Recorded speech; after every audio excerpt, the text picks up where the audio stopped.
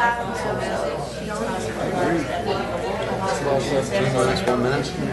the virus? The actual virus. Well, see, she's just reacting to the shot. Yeah. Which is a minor version of the virus, but just enough to give you the, don't want to give up? Oh, yeah. She was really down yesterday. If she has. Or this morning, rather. I was supposed to help her. She has food allergies. To the ranch. A lot of them. Yeah. I knew she had And that's one of the questions they ask you is, Yes. they're not very specific. No. Well, because they don't know specifically which one would cause Right. if you have, any I've been reaction. telling her, call your doctor, call your doctor. If the Yeah. doctor says, maybe you shouldn't have the second shot, maybe you shouldn't have the second shot. Yeah. I mean, because, I know, everybody tells me the second shot's worse, 3, 4, 5 times worse. really short period of time. I had no problems. Yeah, so Joe had reaction again. my brother had no problems, but he had already had COVID. Yeah. Yeah. So he already had antibodies. Yeah. So you're not building it, they're already there. Correct. So, But no, I had no problems on the second shot. Joe once again for about 3 days. Sitting next to He felt like hell. I scheduled Monday, Tuesday, Wednesday, next week. Yep. The calendar. A friend of mine, okay, Okay, yeah, we're just talking about the shot. a friend of mine, Well, I'm scheduled for number 2 next Monday. Well, I was telling Paul, we found out yesterday, one of our friends was leaving. He's in Audie Murphy with it, because he hadn't gotten shot. His wife turned around and said it's against her religion. And she's in the ICU at another hospital because Audie Murphy doesn't take beneficiaries. Yeah, so they're not, Audie Murphy doesn't only takes the veterans. They don't render care for anybody else. So she's in ICU at another hospital in San Antonio. He's in Audie Murphy. Yikes. And So you don't think there should be two? I was gonna nominate two.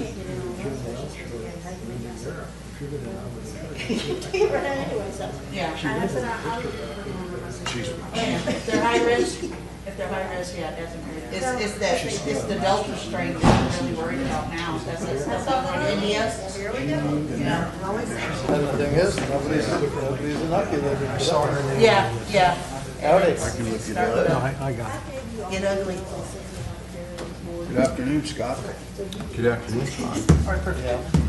So a friend of mine, he's a Hi there, surveyor. Mayor. I've known him for many years. Excuse me for not getting up. 93 years old. He's been living in an assisted living This one here. facility in Okay. Denton Reno. that had locked down. Yeah. yeah. They were already locked down before COVID hit because they've had a flu sweep through. And so they've been shutting. You ready? It's already live and I've just turned on the audio. All right, sounds good. Waiting for one more. All right, sorry I'm a little bit late here. We're going to call the meeting to order at 5:01. My agenda here.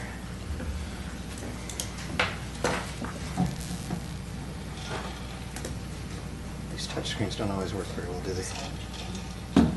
All right, we'll start with a call, the roll call. Sheena Martinez, District 1. Paul Carey, District 2. Phil King is not present today. Darren Schroeder, Mayor. Todd Sherrill, District 4. Herb Dyer, District 5. Great. Please stand for the Pledge of Allegiance.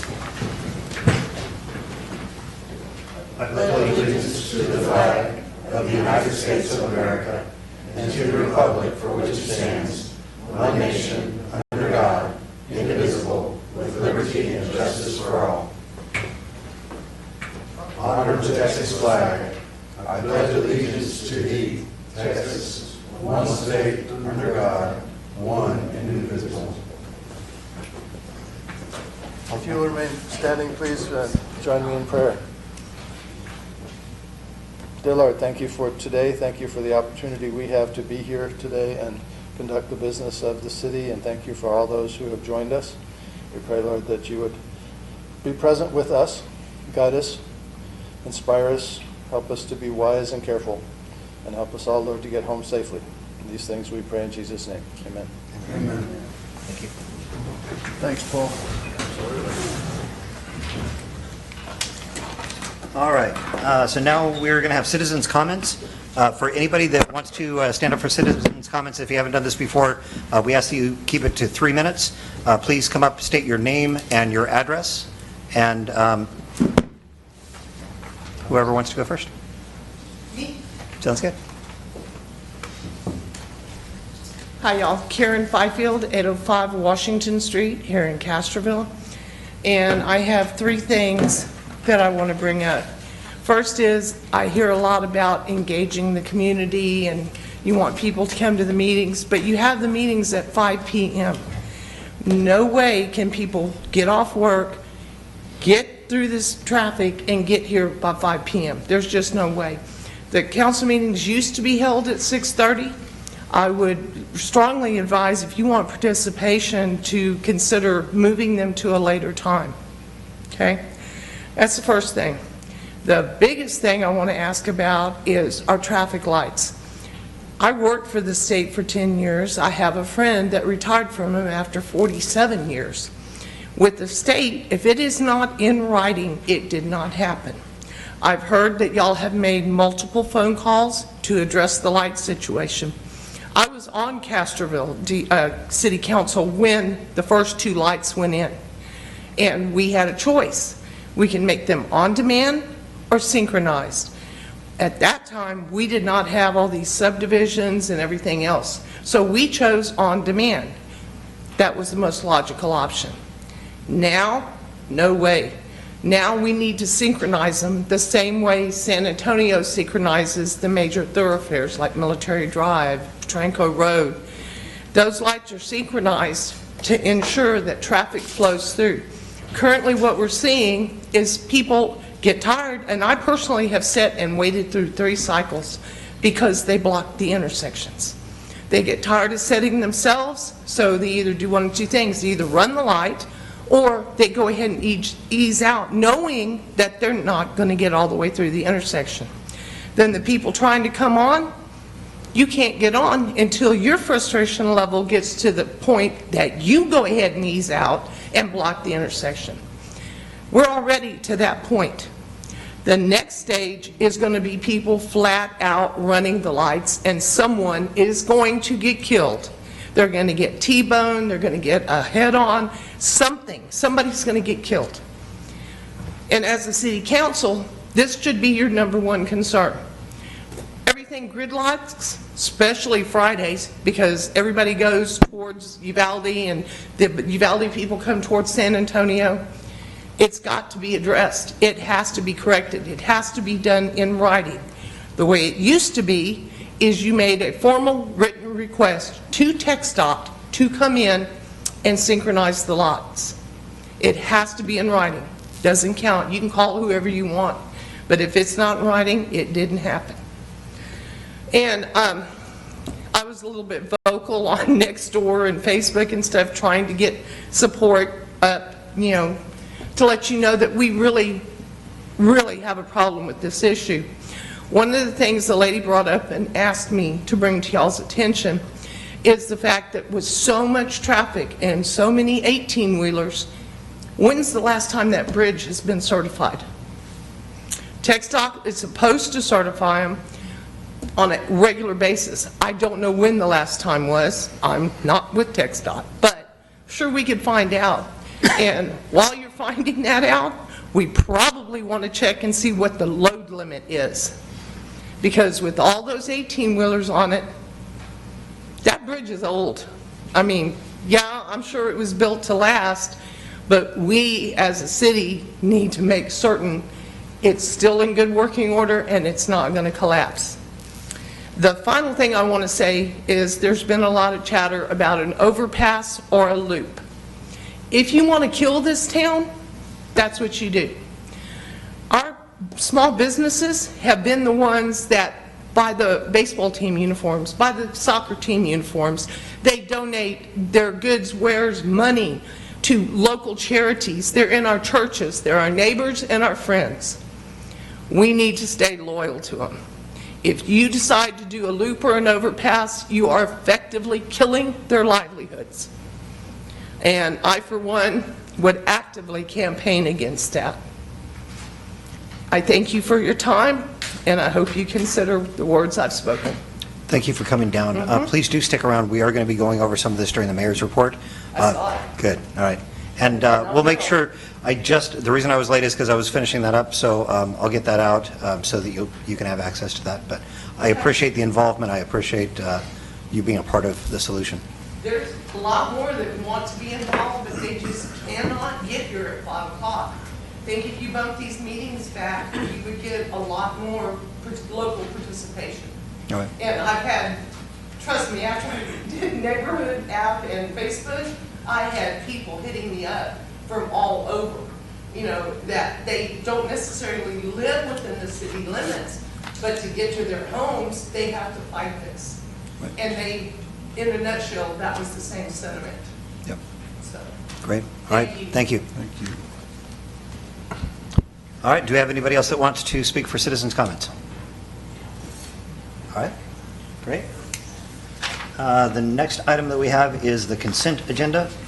So on the consent agenda, we have minutes for June 8th, 2021, regularly called council meeting, minutes for June 14th, 2021, council retreat, and minutes for June 15th, 2021, specially called budget work session. Do I have a motion?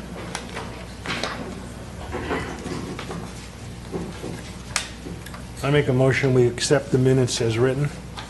All right. Second. A second? Do we have any discussion? All right, all in favor? Aye. All opposed?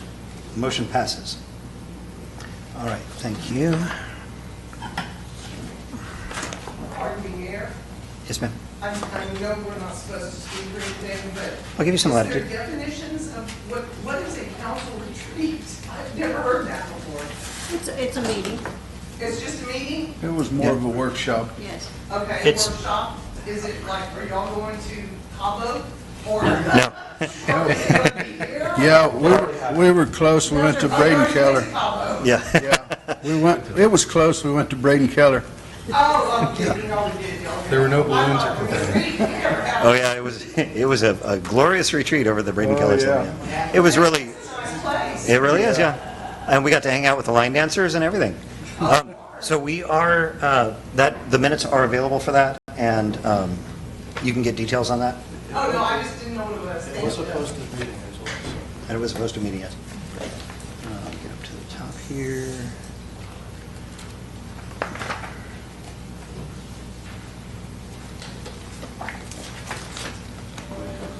Right. Make sure that- Oh, there we go.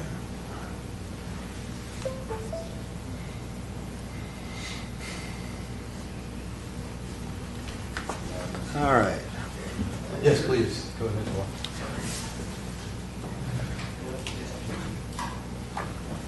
Okay, next item is mayor's report. This one is a little bit longer. I try and keep them a lot shorter, but we've got a lot of conversation going on, so I wanted to go through some of this. The visuals on this, I put a lot of visuals on it. It'll be easier if you want to get a copy of it electronically. You can see some of the details a little bit better. So in the mayor's report today, we're going to talk about traffic. Number one, top hot and heavy topic on everybody's mind, every moment of every day, trying to get in and out. We'll talk about the old-fashioned July 4th celebration, the historic documentary, the pilot that was shot here over the last couple of weeks, and then just a recap on the brush removal from the winter storms, dealing with that. So let's get into traffic. We're going to talk about what's going on with development.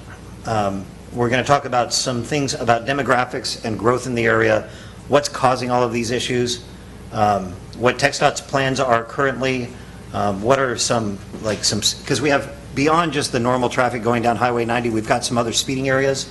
We'll talk about those, and then other problem areas just in traffic in general. So traffic across the board, we got a lot to deal with.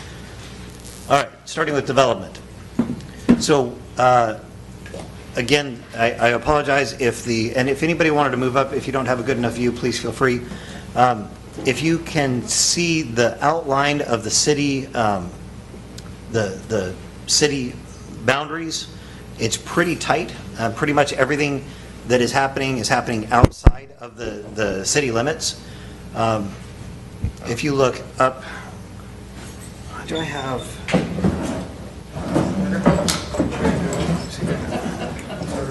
Okay, so see if I can do that without shaking. About 80 homes right there with the Country Village Estates in that area. This one's red. Thank you. And that's, if you go straight down Country Village Lane, that's where that is, over by Terry Groff and his family. Then about 900 homes that are happening back in Alsatian Oaks, back behind the Walmart. So those are actively being worked. Those are approved. They have approved plats. They have approved agreements. So that is moving forward. Almost 1,000 homes right there. Good. Where's our city limit on here? Are they in our city limit? They are not. They are being brought into the city, but they're bringing. He's going to address that. Yeah. Okay. So we're going to talk about part of what the, and this is a longer discussion that we'll go into another time about what we're doing with the growth. So we are leveraging our resources, the fact that we've got a water and sewer CCN that people want, need. So we're leveraging that. We're doing, we've got the development agreement with Alsatian Oaks. And again, we'll get into a lot more detail about that going forward. But I just wanted to point out that in addition to all of the stuff that's happening right now, we have almost 1,000 homes coming up in the very near future. What we had scoped out was 30 years. The probability with the housing market right now, it's going to go a lot quicker than that. So that's clear and present danger.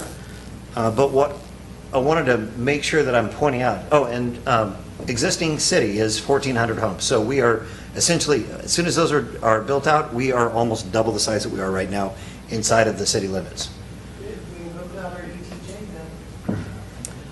So these areas in red, so I've still got the blue ones that we talked about before. The areas in red are currently owned by or are being actively marketed to developers. So that's probably, 3 or 4 times the size of what that is. So legitimately, we could be hit with a ton of development. You know, I know that Bob Lee's talked about the Death Star is coming. Well, the Death Star is here, and we're behind the curve. There's been a lot of talk about it over the years, but there hasn't been anything actively done, and so we are actively working on this, and we'll walk through what some of that is. I want to take a zoom out from here. Let's take a look at demographics and what's happening in the area. So this is a picture of this area in 1985. Castroville's down here. If you look at kind of where everything is scoped out, this is basically Medina County, the east side of Medina County, goes all the way over to, where are we? This is 1604, I think that's 1604 right there. Fort 10 is over here. And so I started to go through, what I was trying to do, I only got it to one slide. I drew a little circle around what has changed. But let's look at this from 1985. That's pretty empty there. So within 10 years, where that circle was, now that's getting filled up. And as you start looking west of there, let's go to 10 years later, now you start seeing a lot more stuff that's happening over here. Texas Research Park has been built out now by 2005. And I just went in 10-year increments because, I mean, you go year by year, you can see the growth, but just the amount of stuff that's happening throughout all of this. Now here's 2015. And even more as we get into 2020. So I want to just go back to that. So 1985, 2020. That's what's happened there. And that is what's continuing to happen there.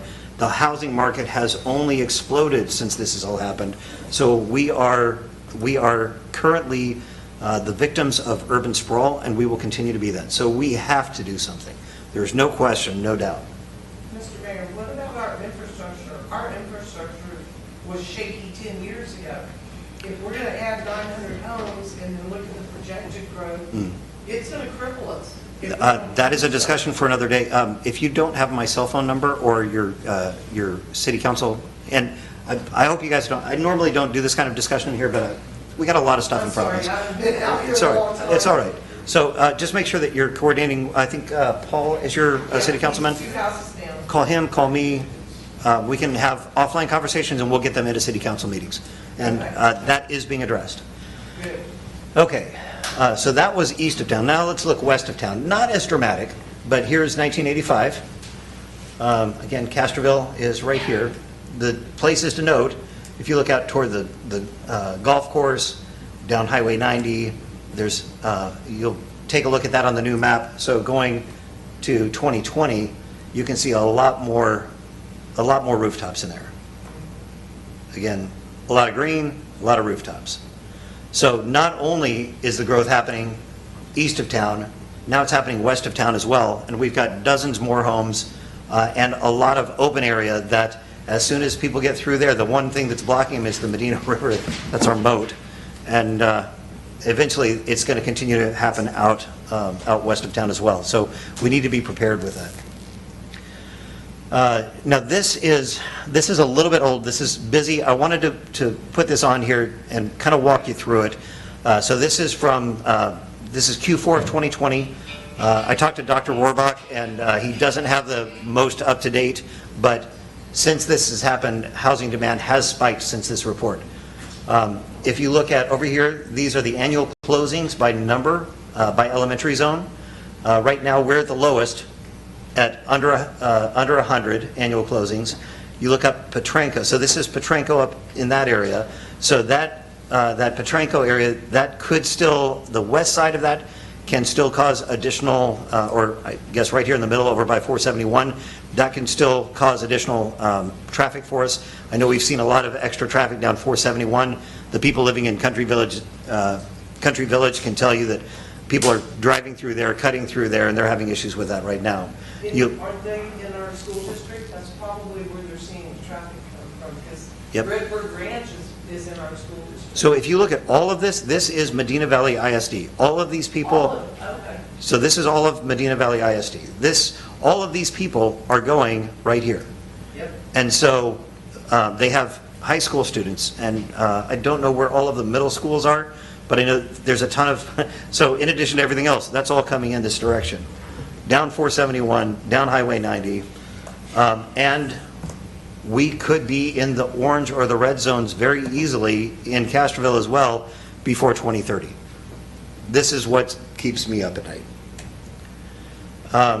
This is just a little bit more detail. This talks about additional subdivisions. So if you look at active subdivisions around Castroville, so these are happening, all of these areas right in here are going to affect traffic. There are new subdivisions that are happening, the ones up here, the ones up here, all of these things, they are adding new stuff. There's growth everywhere. And again, this is old data, 6 months old, and what's happened in the housing market in Medina County in the last 6 months has been tremendous. TxDOT plans. So I'm going to go into a little bit more detail than we have here. The thing I wanted to call out, this is a report that they gave us, I think it was about 3 years ago that we got from TxDOT. And really the only plans that they have right now for expansion in this entire, you look at project area. So this is their project area right here. The only thing that they have that's going to affect us at all is this space from 211, down Highway 90 from 211 to 410. They're increasing that. It's going to be 3 lanes each way. I believe it's a 2-lane access road that's going to go down that direction, which will open that up. Now, what they had estimated was that the traffic was expected to increase by 90% by 2042. The estimates that they had on this for the time that it takes you, right at the time that they did this, I think it was 3 years ago, 4 years ago, it took 7 minutes to go from 211 to 410. If they did nothing, if they didn't do this expansion, at the worst case, it would take an hour and a half to go from 211 to 410. So this is in their plans. And if we go back and you look at what has happened in the overall demographics, they're handling what's in front of them right now, but they've already got the highway system in place, whereas we don't have the highway system in place. I think that I want to go back to, before I end this, there are a couple of details that I didn't get in here that I do want to talk about. So again, looking at the outline here, this one didn't capture, this is Google Earth, did not capture where the Walmart is right here. That is in the city limits. So these, again, are our city limits, and that is it. Everything that is happening outside of us, everywhere where we can actually make a difference, it's not in Castroville. We can't do anything, specifically us. We can't do it without partners. So, so we developed the Regional Traffic Coalition. Who's on the Regional Traffic Coalition? City of Castroville. Scott Dixon, our city administrator, is really leading the charge and making sure that everything is moving forward. Paul Carey has been very involved with getting with local citizens to make sure that we're doing this, businesses as well. I've been doing a lot of work on just collaborating with people, making sure that we're talking to everybody that's affected. And we'll take a look at what specifically we're doing in just a second. We have engaged, we have an interlocal agreement between the city and the county that we just approved. I think it was last meeting, right? Yeah, I believe so. Yeah. So we just approved that. So we are actually hiring traffic engineers to look at this so that we can talk to the developers, the people that are coming in here, to make sure that we are putting the right roads in I'm place. sorry, that we approved the ILA like April 13th.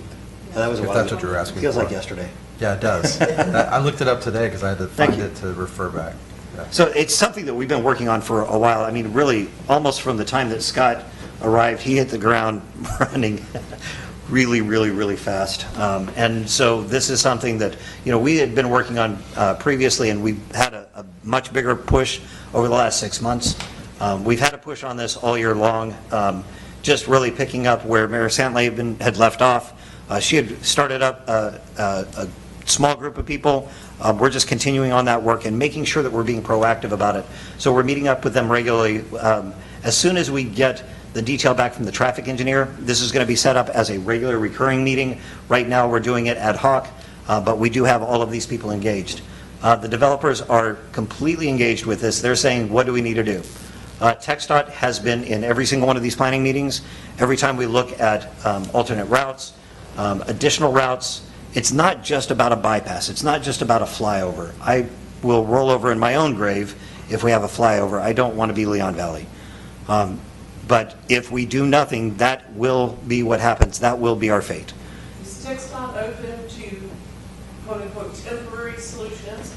Part of the, we have really wide shoulders, pretty much all the Well, way to let's the town. let's get into more details after this. Turn lanes, Right. pull the traffic off. And we can talk about it, individual solutions. Happy to have you involved with the coalition. We do have, so when you look on here, Castroville Citizens.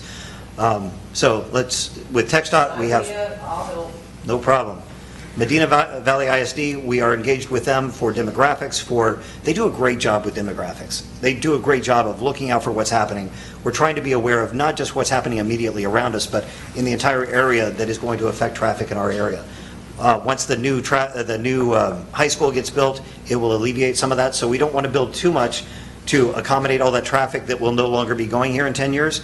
We want to make sure that we are growing wisely. We also have the ESD, Castroville Citizens, and I'll talk through specifically. I've talked personally to most of the business owners that have significant business here. I've talked to Marvin Zook about this. I've talked to Sammy and Ann over at Sammy's for them and Habees Bakery. I've talked to Shelly and Jerry with Magnolia and Paris Street Po' Boys. If you haven't tried it yet, it's delicious. Working with Rhonda J. I'm working with a lot of the local businesses, with Royce Grove, making sure that we are not overlooking anybody. We've been talking about this for the better part of a year. We've been talking about it during city council meetings because I want to make sure that it's getting out, that everybody is very, very aware of this. I'm personally engaging with folks. I know that Paul's been doing that as well. So we're trying to be very proactive, not just about working through the solutions, but making sure that everybody is aware of what we are. We're limited in how much we can do. Just, it's especially during COVID time. We haven't had the opportunity to do town halls or anything, but that will be regularly a regular occurring thing. There are several town halls that we'll be having this year to talk about some of the stuff that's going on. And then future, the probability, because this is a regional problem, the thing that I am most scared about is, well, I think it's what I'm most scared about and what I'm most adamant and excited about, the future of the city of Hondo. If they go a ton of residential to pick up, or between us and Hondo, if they go with a ton of residential, we're just going to have a lot of extra traffic. So one thing, I've got to give great high five to Chris Schuhart, the county judge. He's been working through Medina County, he's been working with all of the city mayors for economic development, but we're also talking about how do we create an entire ecosystem inside of Medina County so that we're alleviating some of the need. Right now, if I'm going to go to a hospital, like emergency hospital, it's going to be in San Antonio. If I'm doing a lot of different things, some of the veteran services aren't available. So we're working on trying to find out how do we make Hondo is a perfect place to have a great regional hub. Start pulling in some of the services right now that you can only get in San Antonio. We don't need to house all of that stuff, but it's working with all of the cities inside of Medina County to continue to have our own kind of ecosystem. All right, I told you this was going to be long. Again, normally I try to keep these a lot shorter, but there's a lot going on with it. So let's talk about right now. If you look at, I didn't have the other one.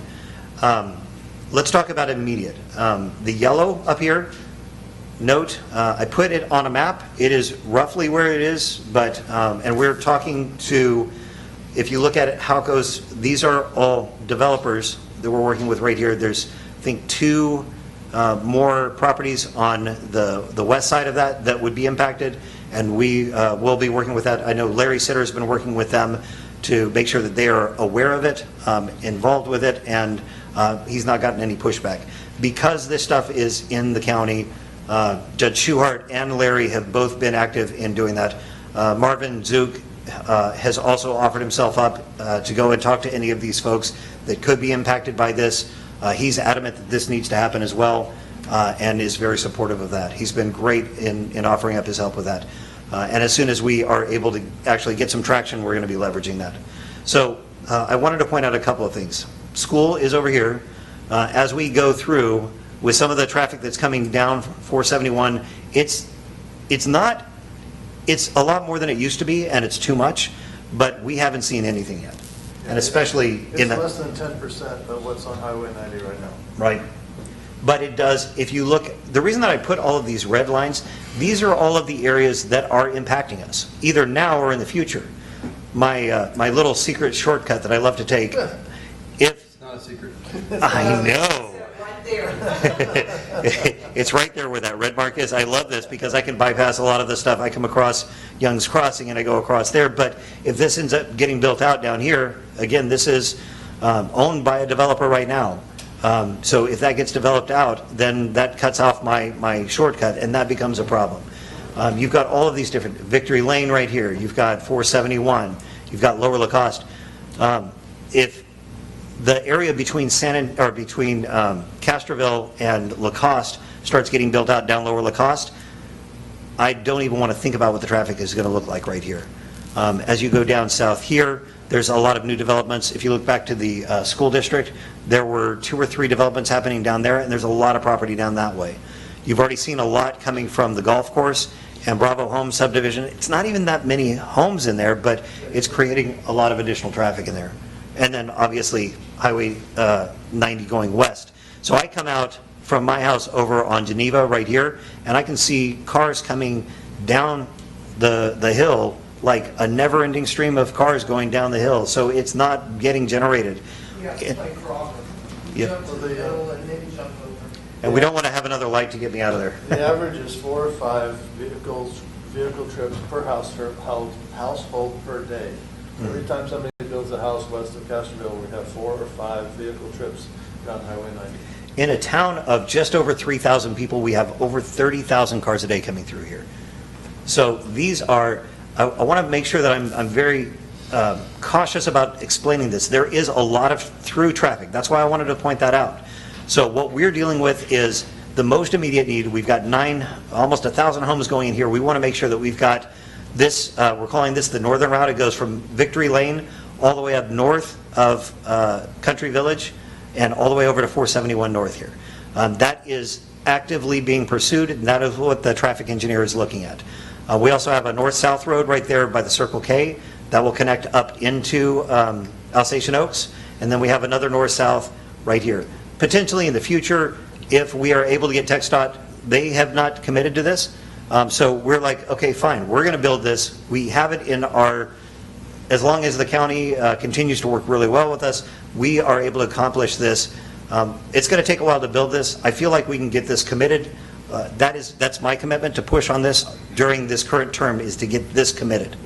Did we not, when we worked with the developers, make sure they knew to join our ETJ? Because we're going to be spending a lot of money doing this stuff to help us and them, and we're getting nothing in return if That's- they're not in our ETJ. They are, all of the two blue ones are being brought by agreement, are being voluntarily annexed.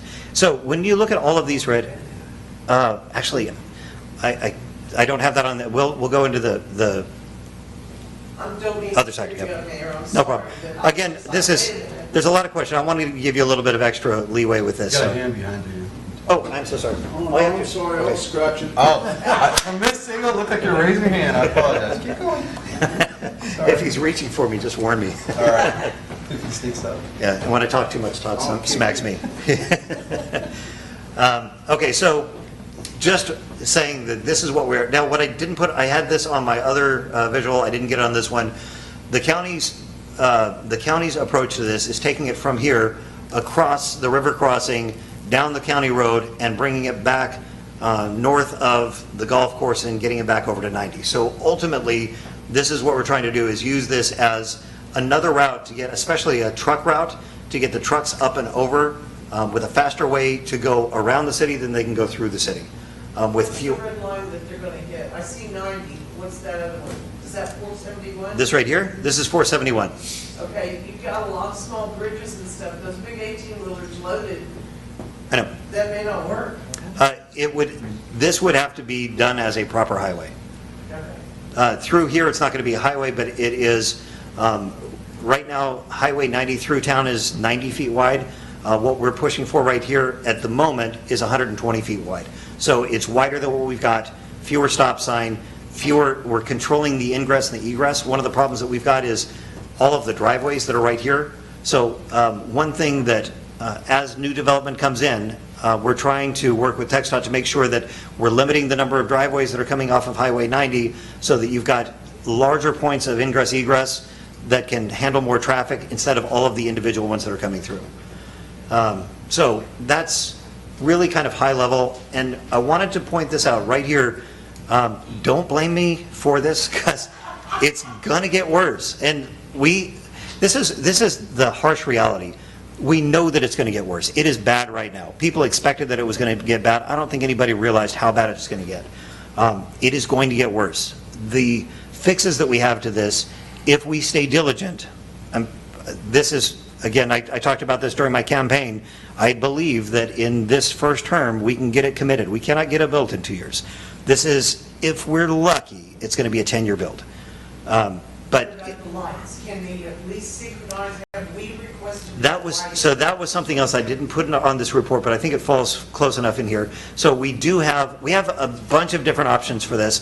We want to wait until, so for the lights, they are all set up to be synchronized. No, they're not. They're on demand lines. They have the mechanism to do that. So we asked the TxDOT engineers, it's not on. We asked them to turn it on. They said, well, we can't because we got hacked. We had it set up so that they could do it, and that's what they're telling us. And if that's a lie, we'll beat on You're it. right, it is a lie, because they didn't get hacked, because we asked those questions. All right. But as long as, and another thing with the state of Texas, if it ain't in writing, it did not happen. I wrote that down. So we'll be following up on that. More to come on that. Thank you. There are some other options that we can look at, talking about turn lanes, talking about moving stuff around. There are some drastic measures, some minor measures. There's a lot of stuff that we can do, but that's why we've got the traffic engineer to help us determine what the things are going to be actually effective. I can come up with ideas all day long, but I am not a traffic engineer, and you don't want me making that decision no more than I want you making that If decision. you got common sense, I want you making it, Yes. because it costs us thousands of dollars, and it ain't gonna fix it, usually. We are hiring the consultant in cooperation with the county. The county is footing a part of the bill. Scott's trying to get him to foot a larger portion of that bill. You go, Scott. Yep. He's a bulldog, I'm telling you. So we, I can see that. he is adamant about doing things right. To the fire. So those are the things that we're working on. Again, these are not all of the details. give Paul a call, give me a call, and we can walk you through some of the other ones. We'll continue to get these out in the open. I want to make sure that people have the opportunity to hear it. Okay, so now let's go down to, that was macro. Let's talk about problem areas.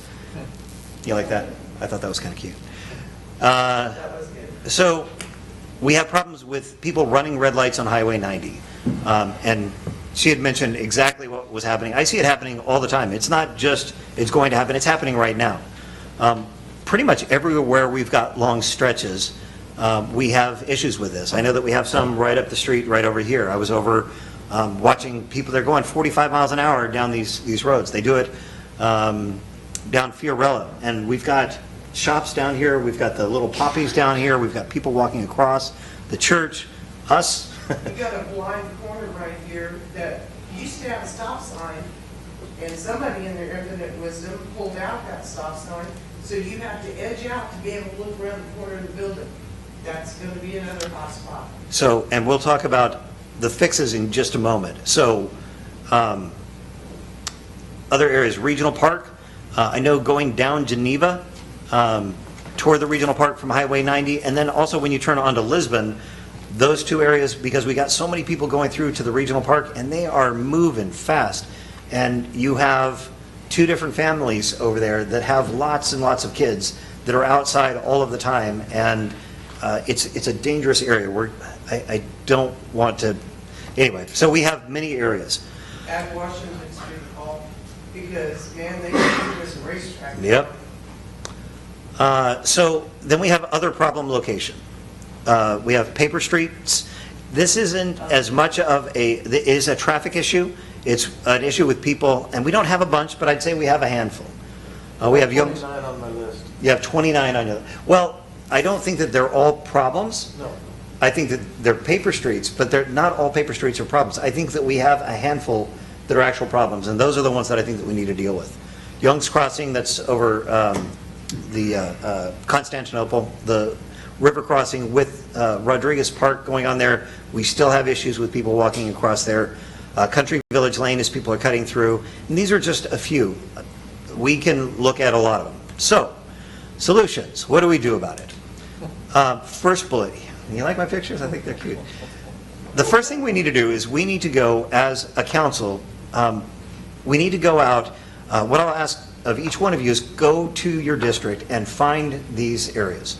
Identify these and advocate for your district to say, these are the areas that we're having. Let's get it down on a map so that we can work with city staff on coming up with solutions. There's no silver bullet. We've talked about more officers pulling over little kids and their toy things, more stop signs, and we have one or two. How many do we have right now? Stop signs? 250? Yeah, a million. A lot. Too many. We have a lot of four-way stops that really don't need to be four-way stops, but we do have issues where people are going too fast in Yep. other places too. So If you don't stop at them, you don't need a stop sign there anyway. Right. We can also put speed bumps in. Oh, no. These are all of the options. The option that I like the best, honestly, to begin the solution, I really like the idea of doing these electronic speed signs. So not just to have them. Scott was talking about this. You did this in Ennis, right?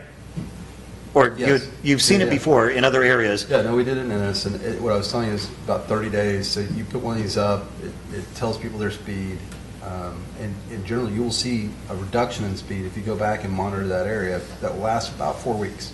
4 weeks, a little over. Yeah, and then they play beat the clock with it. Ooh, I got a top score.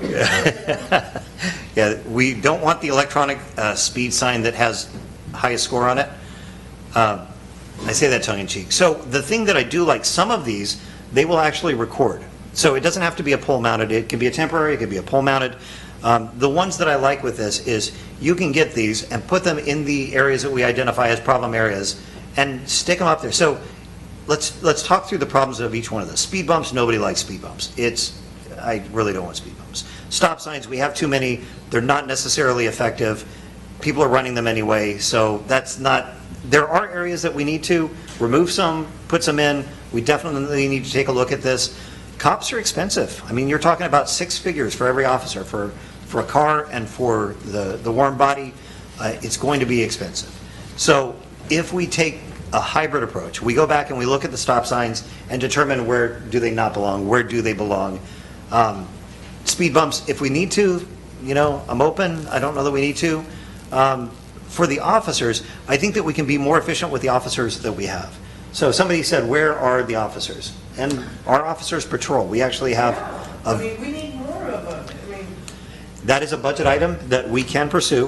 We, You're gonna be hard pressed to find it in because of all the crap they have to put up. I know. Well, we treat them with respect here.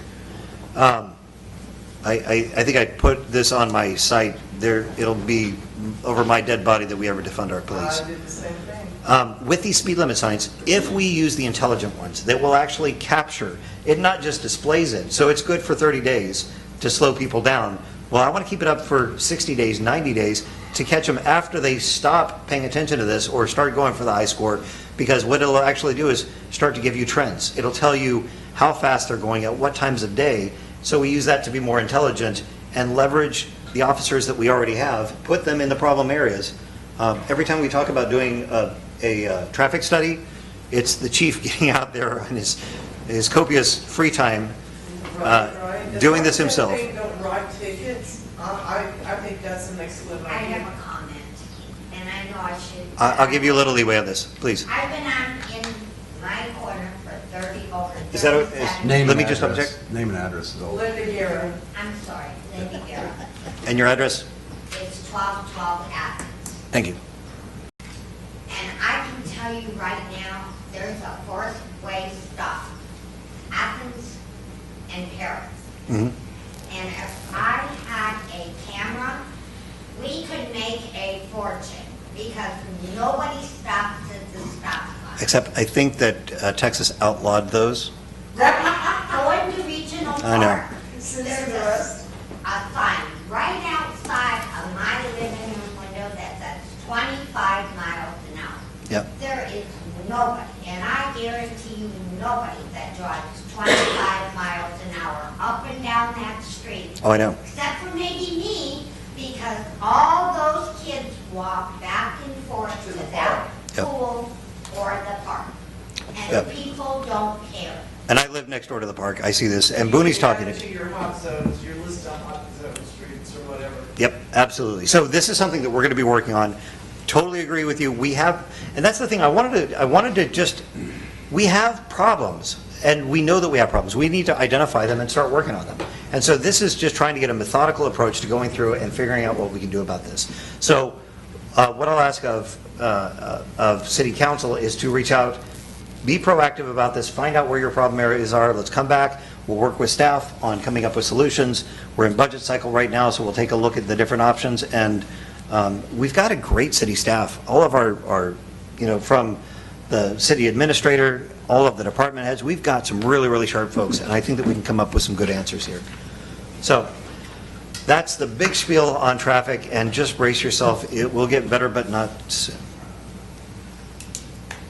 Okay, enough of the bad news. Good news now. Fun things happening in Castro. Old-fashioned July 4th celebration. So this is happening, to be clear, that it's on the 3rd. And this is really, really busy, so let me just kind of break it out for you. The top part here, the parade, 9 a.m. to 11 a.m., going to Houston Square, as it always has. More info on the chamber site. The chamber is running that. Aaron Padilla is doing a great job of coordinating, getting everybody together on that. Then we have the Shop, Eat, and Stroll in support of our downtown businesses. That'll be from 11 a.m. to 3 p.m. They're very excited about that. Please come down and leave a deposit in the stores. And then the celebration at the park. We are doing fireworks. So all of this stuff over here is what's happening at the park from 6 p.m. to 10 p.m. Some things to note, the park activities. Devin has set up all kinds of stuff for the kids to do. The park activities, he's going to have the food and novelty vendors, luxury bathrooms, so that we have, it's one of those like it's like a 6-seater, air conditioned. Looks like a Snowflake bathrooms, yes. They're not Texan bathrooms, they're more like, Washington bathrooms. We got a band that is playing right now. I think that we've only got the one. It's Chris Saucedo, great musician. I've listened to him He'll be on from 8 PM to 9:30 PM over, I believe it is the pavilion, correct? I mean, the amphitheater, thank you.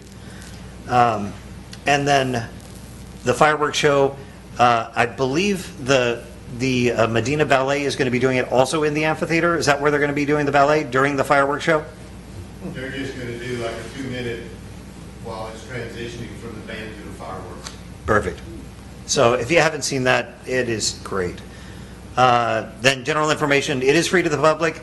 There will be some on-site parking that I'm still very, very nervous about because I think that we have too many people that we can accommodate, and Devin is really sure that he can do it, so we have additional parking available. Is this slide Oh, going to be up on the yeah, I'll talk city about that. website? What's that? Is the slide going to be up on the city website? That would be an excellent. It's already there. It is, this slide, I actually pulled this slide apart, and it's a whole flyer that's up on the city, it's on the Facebook, it's on the city website, that we still need to, It's also went out, I believe it's already been on our bills, or it's going to go in our bills. I didn't Is- remember seeing it. I thought it did. Well, I'll look again because I have it. So all of the proceeds will go to the Castroville Special Event Foundation. The pool will be open 150 in water capacity, like in total capacity for that, and we will have on-site security. I know that I tell you that I'm nervous about the parking. I know that Bob Peterson is going to have, his kids are going to be out there to help out with, they'll be doing some paid parking over there. We have some other areas identified for overflow parking, so we got some backup plans, but all is well on that. So we got a really busy weekend. We've got our Fiorella Friday. It'll be on the 2nd of July, we've got Fiorella Friday. They've been doing a great job with this. It seems to be growing. People are really having fun with that. We've got, then on July 3rd, we've got this. And then July 4th, we're going out of the city limits to go shoot off fireworks. Yes, we are. Yep. I've got a question. Yep. Or concern. The exotic petting zoo, are the animals going to be out of there before the fireworks start? Because the problem we have is every time we have fireworks go off, dogs get loose, spooked, what have you. Horses, what have you. Exotic, I had llamas and everything. They don't like fireworks. A llama. Yeah, I have. Great guard animals. No, they'll be all packed up and, That's what. I believe they, end at 9 p.m. Okay, that's my concern. They'll be all packed up. That was bad. Dad joke. Cool, great point, thank you. All right, make sure that you talk to Devin. Well, You because know, I don't want a kid or anybody to get hurt when the animal spooks. I mean, the llama is hit with the pad of their foot and their toes are like a velociraptor and they strike in. Ouch. And they have wolf teeth and their jaws are like a pit bull. Their jaws Now I'm just lock. scared. Well, no, I'm looking out for the safety of the Yeah. animal as well as for the people. Absolutely. That's why I was just asking that question. I appreciate that, and these are the things that are great, that we just continue these conversations, make sure that we're looking out for each other. And I know that Scott will follow up on every single one of these things, because he's ridiculous like The that. animals' owners are also equally concerned, so they're going to get out of there, Yeah. so. But good point, thank you. Anything else I missed for that weekend? did you already mention Fiorella? Fiorella Friday on the 2nd, Friday. If you haven't been out for Fiorella Friday, there's Live music, music, it's live great. music, there's the restaurants are open, the shops are open. It's a good time. Movie pilot, filmed in Castroville. So the name of the movie is Behind Enemy Lines. So they filmed at the Visitor Center, the Steinbach House. They filmed out here at the Living History Center, the Berry House. They filmed over at the Landmark Inn, which is where they've got this. Some of the props here were donated by the antique store. Thank you. That we accidentally closed off and reopened in time for the shooting in Houston Square. And then we did film in Houston Square. There were a lot of questions about the Nazi flags in Houston Square. They were being ripped down, and the Nazi sympathizer was shot in the head. So that was all taken care of. But it was, there were a few dozen of us that got out there. Scott was an extra, and his family. I was out there. You can see Elisa and the Shearharts, and there were just a bunch of people. There were a lot of people that came out in support of this. Priscilla has been running around like crazy with these people. She's been like their savior and put all the stuff together. So it's been kind of a fun time, and we talked to them about getting on there are like some Texas film registries where we can list this as an asset. So did we talk about this? We didn't talk about this in a council meeting, did we? About how this came about? No, I don't believe so. So this came about because they were filming, they were supposed to film in France, and then COVID happened and other things happened. So they looked in the U.S. to find where they could find French European buildings, and they identified us as a place right up the street that they could do this. And so it wasn't about Castroville, but it was filmed because of some of the unique architecture that we have here. So that was a lot of fun. A lot of people helped out with it, came together. The Lutheran Church reached out just to make sure that there weren't going to be any issues with their parking. And so, again, it's a community coming together to do good things. Where'd they get the gas pump from? I saw them taking it over there on a trailer. That's from that antique. From the antique store? Oh, really? Yeah, over by Houston Square. The I Emporium? bet Yep. that was cheap. Oh, yeah. Well, they were going to haul the one I'm from impressed they Magnolia. loaned it to them, because those are, they're They're not cheap. And they, And that one is in pristine shape, too. Yeah. So, Very nice. that's that. All right, last item, brush removal. So this, I feel like I called it trampoline NATO because of all the trampolines flying all over the place. The winter storm, it feels like it was, a million years ago, but we have ongoing conversation. If you drive around town, you still see brush piles. So I wanted to address how we dealt with this. I didn't want anybody to think that we had ignored any of this. So city staff, council, myself, we worked on figuring out solutions, trying to come up with the right answer. Unfortunately, this is one of those outlier things that there's no immediate silver bullet answer. So here's what we did. We did determine if we had Waste Management come and pick it up. We have a clause in our contract that allows us to do this. It is a minimum of $75,000 charge. It's 2 weeks, and it's not something that we have budgeted for. And because even when you look at this, there are some things that aren't budgeted for that you can absorb into it. But this, I didn't feel was one of them because $75,000. not $75,000, and because Couldn't they help us? we're not in the FEMA declared disaster zone, Right. not from this.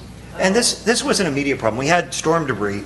To clean it up right away was a minimum $75,000. Live Oak did it and paid over $90,000 because it's a minimum. That's not a charge. That is a minimum charge.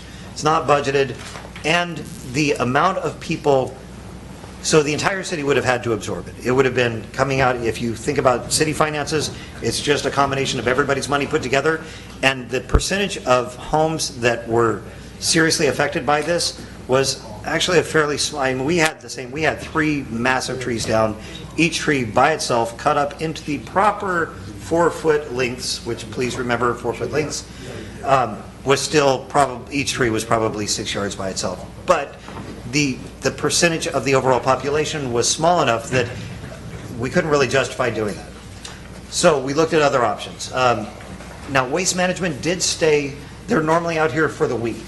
They were here for, Usually 2 or 3 days, in brush cleanup, but they were out here for what, 2 weeks? they were out here for 2 Well, they weeks. also increased the number of trucks. They had one truck initially, and then realized they were overwhelmed. They stayed an extra week. They sent additional trucks.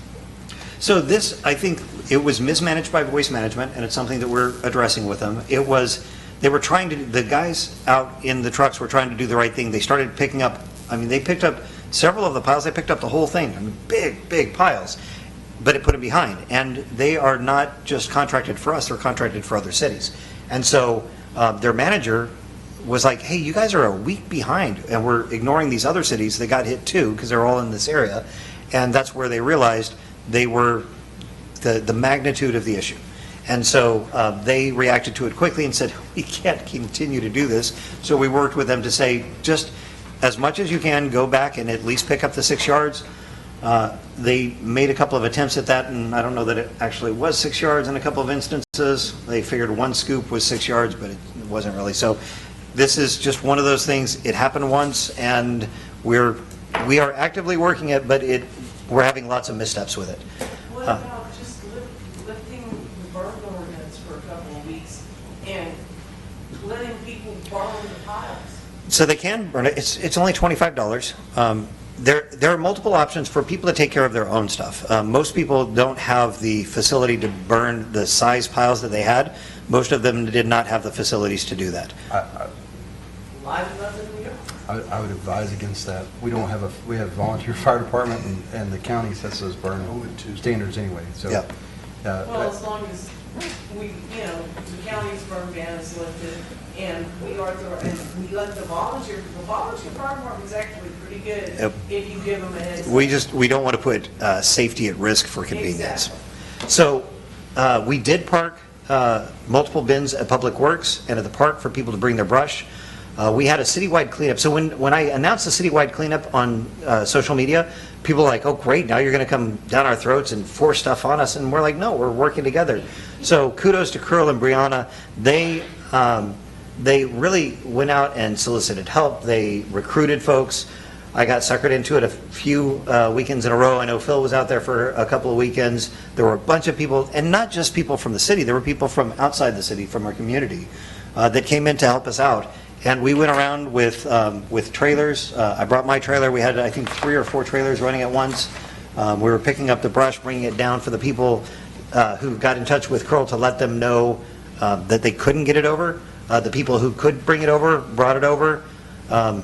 Some people that weren't necessarily supposed to bring it over brought some over, but we saw that immediately and reacted to it. But it really was, all hands on deck trying to get this all cleaned up. We determined that we wouldn't be doing fines for the immediate future. I apologize for missing the end quote, or the parentheses. But so this is for the immediate future. I want to be clear about this. No fines, just because we know it's going to take time. Basically, we said we're going to pick it up as we can. Waste Management is going through, and they're picking up the 6 yards. They are doing something right now that I expected them to do before, and so they will be putting out notices. If the pile is over the 6 yards, they're going to put a note on it. Say, hey, your pile is over 6 yards. We picked up 6 yards. The rest is on you. You can only put out 6 yards a month. Also, when the limbs are over 4 feet, because they have to be no more than 4 feet, otherwise they can't pick them up and they're not efficient. So they will be leaving notes if they are over 4 feet. Hopefully they're good and diligent about that. If we can, with questions, contact us afterward, because we got a lot of stuff to work through, and I promise you'll be heard. And then, so the other thing, we identified alternative means. So Bagster or roll-off bins. Roll-off bins, you can get it anytime from Waste Management. They're a few $100s. The Bagster, I think that I priced it out. It was about $200, $250, $300 max for a 4-yard bag. All you have to do is stick all of your stuff, no matter what size, into the bag. They'll come and pick up the bag. And it is a concierge service, so you buy the bag from any number. You can get it from Amazon or from Home Depot or from any Lowe's. Put your stuff in it, zip it up, call them up, they'll come and pick it up. So for the people that did have issues with it, we're trying to find as many things as we could to come up with answers. Okay, so this is the longest mayor's report I've ever done. I plan on not doing one again. I apologize. Thank you. You kicked me. And that's the end. Okay, so I'm going to hand this back over. And again, please do follow up. I encourage the conversation. We have rules during city council meetings, but all of our numbers are on the website. Everybody here is very communicative, and we can't do this without the people that we represent. This is a team effort, so we will continue to do that. All right, next item. Oops.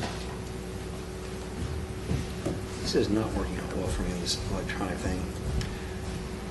All right, so now fun things. We consider and take appropriate actions on applications submitted for open seats on city boards and commissions. And I left my packet in there.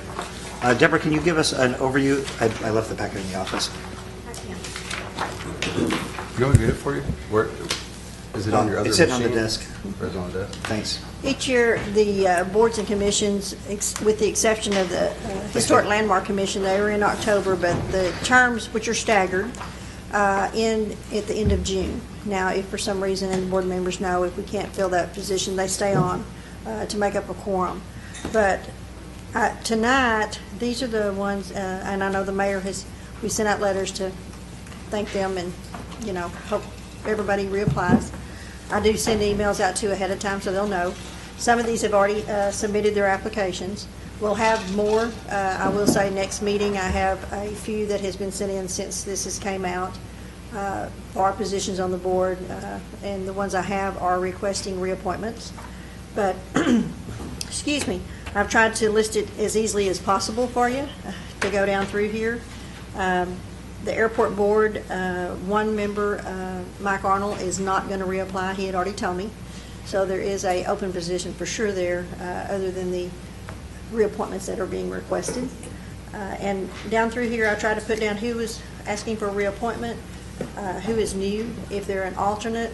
A lot of times on the alternates, it's, you ask the council to look at the alternate position might be moved up to the full board position. If you have a new member, you may want to put them as an alternate so they can learn the system and learn the board. And that's an option that we normally have them, I say first dibs, if they would like to do it. I think on the airport board, that's the only one right now, I believe, that has an alternate that has requested to be possibly looked at to be a full board position, which is Mr. Delavan. And then the library board, there's only one, that's Mike X, and I can go through each one of them if you need me to. The library board, there's only one. Okay. We desperately need board members for that board. There's several positions. They've only got 3 people on that board. And so- Yes, yes, and that's a nice board. I don't know why. Which one is it? The library. board. And they meet once a month, just like everybody else. They just started back after the COVID. And so if someone's interested, please, I'm putting a plea out.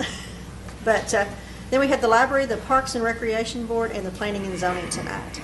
Next time I should probably have all the boards possibly. Airport may fill tonight, I'm not sure. But they're on here, their application is here, and then, of course, the roster's at the back. And it's for 2-year terms. And that's all I can think of right now. All right. So let's walk through these, starting with the Airport Advisory Board. So the ones that are highlighted are the ones that are up right now. You said Michael Arnold is not applying? Correct. He has told me when this came up that he was not going to reapply. So you have 4 openings and 4 applications for airport board. And I have another applicant in my office too that will be on the next one. For the airport? So do we want to wait, or what do you want to do? I mean, do you want to, Well, and her, let me look here, I'm sorry. so you have enough to fill it tonight if you wanted to, but there are other applicants that may come in, and we have one that has come in that didn't make it in time for the packet. Let me find my roster, I'll tell you. And do we have any of the applicants here? Yeah, there's a few. All right. Hey, I'm Linda Greeno. I filled the open spot for the last year, and I'm reapplying for the next 2 years. This is Correct. airport, for the airport advisory board. right, yep, I got that. And I can tell you who the alternate, or the person is that I have in my office that I'll put on next time. If you consider that, it's the alternate position, Benita Turner. She submitted hers after this was put in, but she, at this time, is an alternate position. And she reapplied for the alternate seat as well? She had applied for the full board? She applied just for a position on the airport board. Okay. That is the position she's holding at this time. Okay. I'm not sure on, and then we have one new applicant that has requested on this same board to be considered. Are we okay to, do you want to wait and get all of the applicants in and get a chance to take a look at them, or do you want Todd's to? your advisory board. There you go. I don't know where you're looking at. I'm ready to rock and roll. All right, let's rock and roll. I would like Sounds to- like a motion is coming. Well, I don't know if it's in the form of Bill's a not here motion. tonight to keep us in line, right? There you go. Do I nominate? It's easier if you go board by board if you'd like. If Yep. you, Well, I'm And you looking may. at the airport advisory board because I sit on that board as the liaison. I'd like to, in place of Mike Arnold, I'd like to nominate Lee Delavan okay. for a Position. permanent position, in place of Mike Arnold. Okay, and that would And that be, was I'm going to have to look at his seat number- position. And that's, so that's one of the alternates? whose term is up next He year? was an alternate. Yeah. So that would open up another alternate position? It would. For a year. Yes, I think his is, I normally have these separated out. and I've got it in back. 2022, it says. Right, whoever, yes, if you move him to a full board position, he would go in that for 2 years. His position will be open for a 1-year position, so that might be something you look at. I'm not trying to tell you what to do, but if you have someone out there that may be just coming on the board, that might be something to fill. Todd, are you going to do this individually, or are you going to give us a list? Because do we need seconds on these nominees? Well, if you. Well, so what I think we're going to do is we'll have our city secretary keep track, or I'll help her keep track of the nominees from each group, because you have multiple, but this is one item that has multiple boards on it. Probably, I mean, hindsight, maybe we should break this out in the future, but what I'll do is go by advisory board member. Well, I'll defer to the mayor. And Absolutely right, that, yes. If you want to go by advisory board member, any recommendations they have for these, and then until we get a slate of names, then we'll look for a motion. We'll read back who was proposed for each board, and then we'll look for a motion for that. Does that make sense? So we'll do one motion for everything. So the liaison will go through and make recommendations, nominations. We'll have a discussion about that, see if there's any issues with that, and then we'll move on to the next board. Yeah. And then at the end, we'll make a motion for all of them. So under airport, your first proposal was for Lee Delvin. Lee Delvin, take the place of Mike Arnold For position 5? for position 5. And go back up to the top. Stephen Burke is requesting to continue on the board, leave him on the board. For the same position? Yes, position 1, and then position 3, Miss Garino. Did I pronounce that right? Yes, sir, you did. She would like to stay at position 3. And the bottom of the page, Benita Turner would like to, Well, she hit, Let him finish. go ahead. I was going to say, like to continue as an alternate. She has not put her. I don't have her application in this one. Okay, so we want to just leave that in the air? Can we leave that alternate position open Sure. for We right now? actually have two alternate positions. Right. Two You're alternate gonna have positions alternate open number right now. 2 and alternate number, whatever One. Lee was in. You do have a application on here for that's a new person, Carlos De Leon, Yes, and that'd be, I would like to recommend him as an alternate. So do you want him in the Yes. alternate number 1 position where Yes, Lee was? yes, for a 1-year term? yes. Okay. I was getting to that. And if there's a second required, I'll second those nominations. Well, We're gonna go through all of them. Okay, the whole thing, okay, all right. Okay, so you're saying, if I've got this right, I'll read it back to you. what's that? I'll read it back to you on the airport one It's easy. Okay. when you're ready for it. All right, perfect. You got it all? All right, perfect. All right, then the library board. That's her, right? Yeah, Mike Estes has submitted his application to be put back as position 3, and I strongly recommend that he stay there. He's been a stalwart for the board, and everybody needs to know, we really have a problem filling positions on the library board. There's 2 positions on the board vacant right now after Mike, if Mike fills the one that he's in. And we have 2 alternate positions and a student position that are vacant.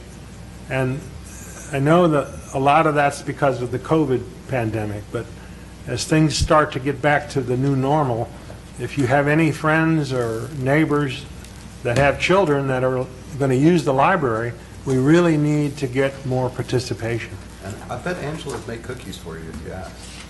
Our library director. Yeah. Anyway, I don't have any... We're not above bribes, is all I'm saying. We'll bribe you with fresh-made cookies. I've been beating the bushes in my district, and I haven't come up with any names yet. I'm still working on it. So if I can get some more, I'll submit them to the city secretary. And that was the only applicant that we had for The only one we library. have. Okay. The other 2 are not up yet.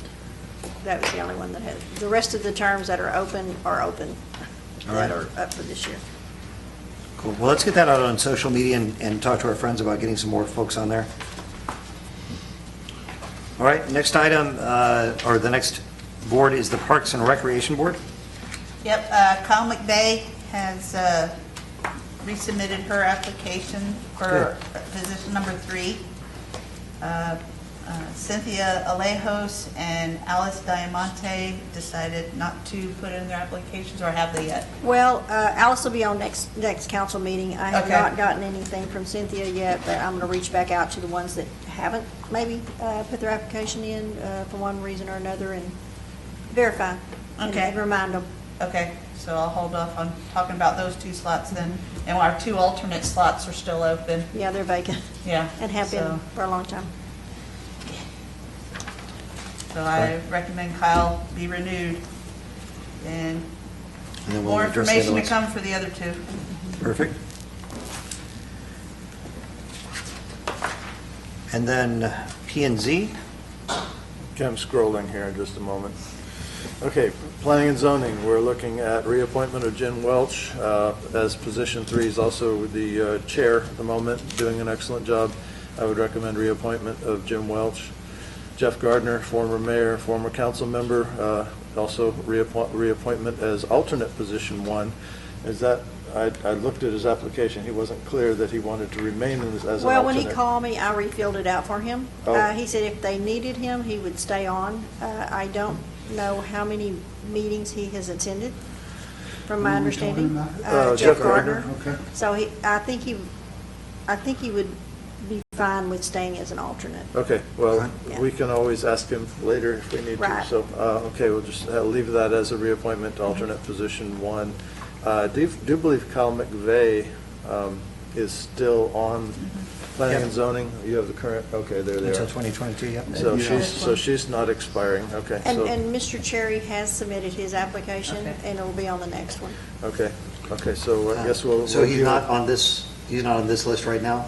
No. He's on the list showing that his term is up, but he has submitted it. He dropped it off today. So Okay, it will be perfect. on the next one. Okay, Does so it have Along to with wait for the anybody next else. one? I don't know if we need to wait. If he's. It's if up to you. If you've got the application, I I'll just submit listed his them, so name. if- Thank you. Yeah. If you want to stick them on there, that's fine. Yeah, we'll go ahead and reappoint Eric Cherry. And I do believe that completes the planning and zoning board.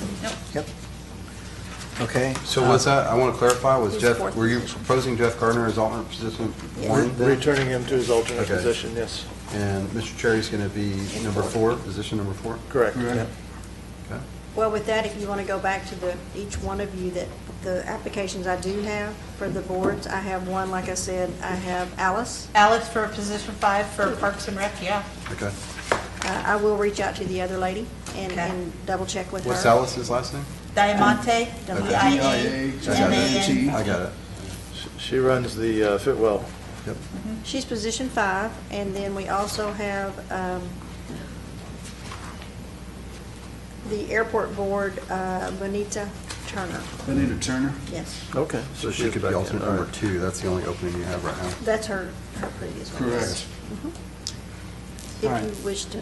So put her Scott, in you want to position. run through what they had listed out, and then we'll get a motion to, Are you good with Turner for alternate 2? Yes. Okay, so I'll read it. So airport, you've got 3 full-time positions. Lee Delavan is position 5, Steve Burke is position 1, Linda Guarino as position 3, Bonita Turner as alternate number 2, and Carlos De Leon to fill the remaining term for alternate number 1. It would be 1-year term.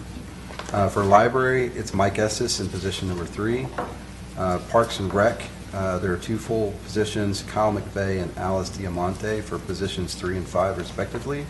In P&Z, you have Jim Welch at position number 3, Mr. Cherry at position number 4, and Jeff Gardner at alternate position number 1. great, do I have a motion? I move that the listed applicants be appointed to the various boards as listed. I'll second it. Great, all in favor? Aye. All opposed? Motion passes, thank you. Appreciate all the volunteerism, Absolutely. I will Doing a great let the job. ones know that aren't here tonight, that they sucker back in. You don't show up, you get appointed, that's the way it works. Yeah. voluntold. All right.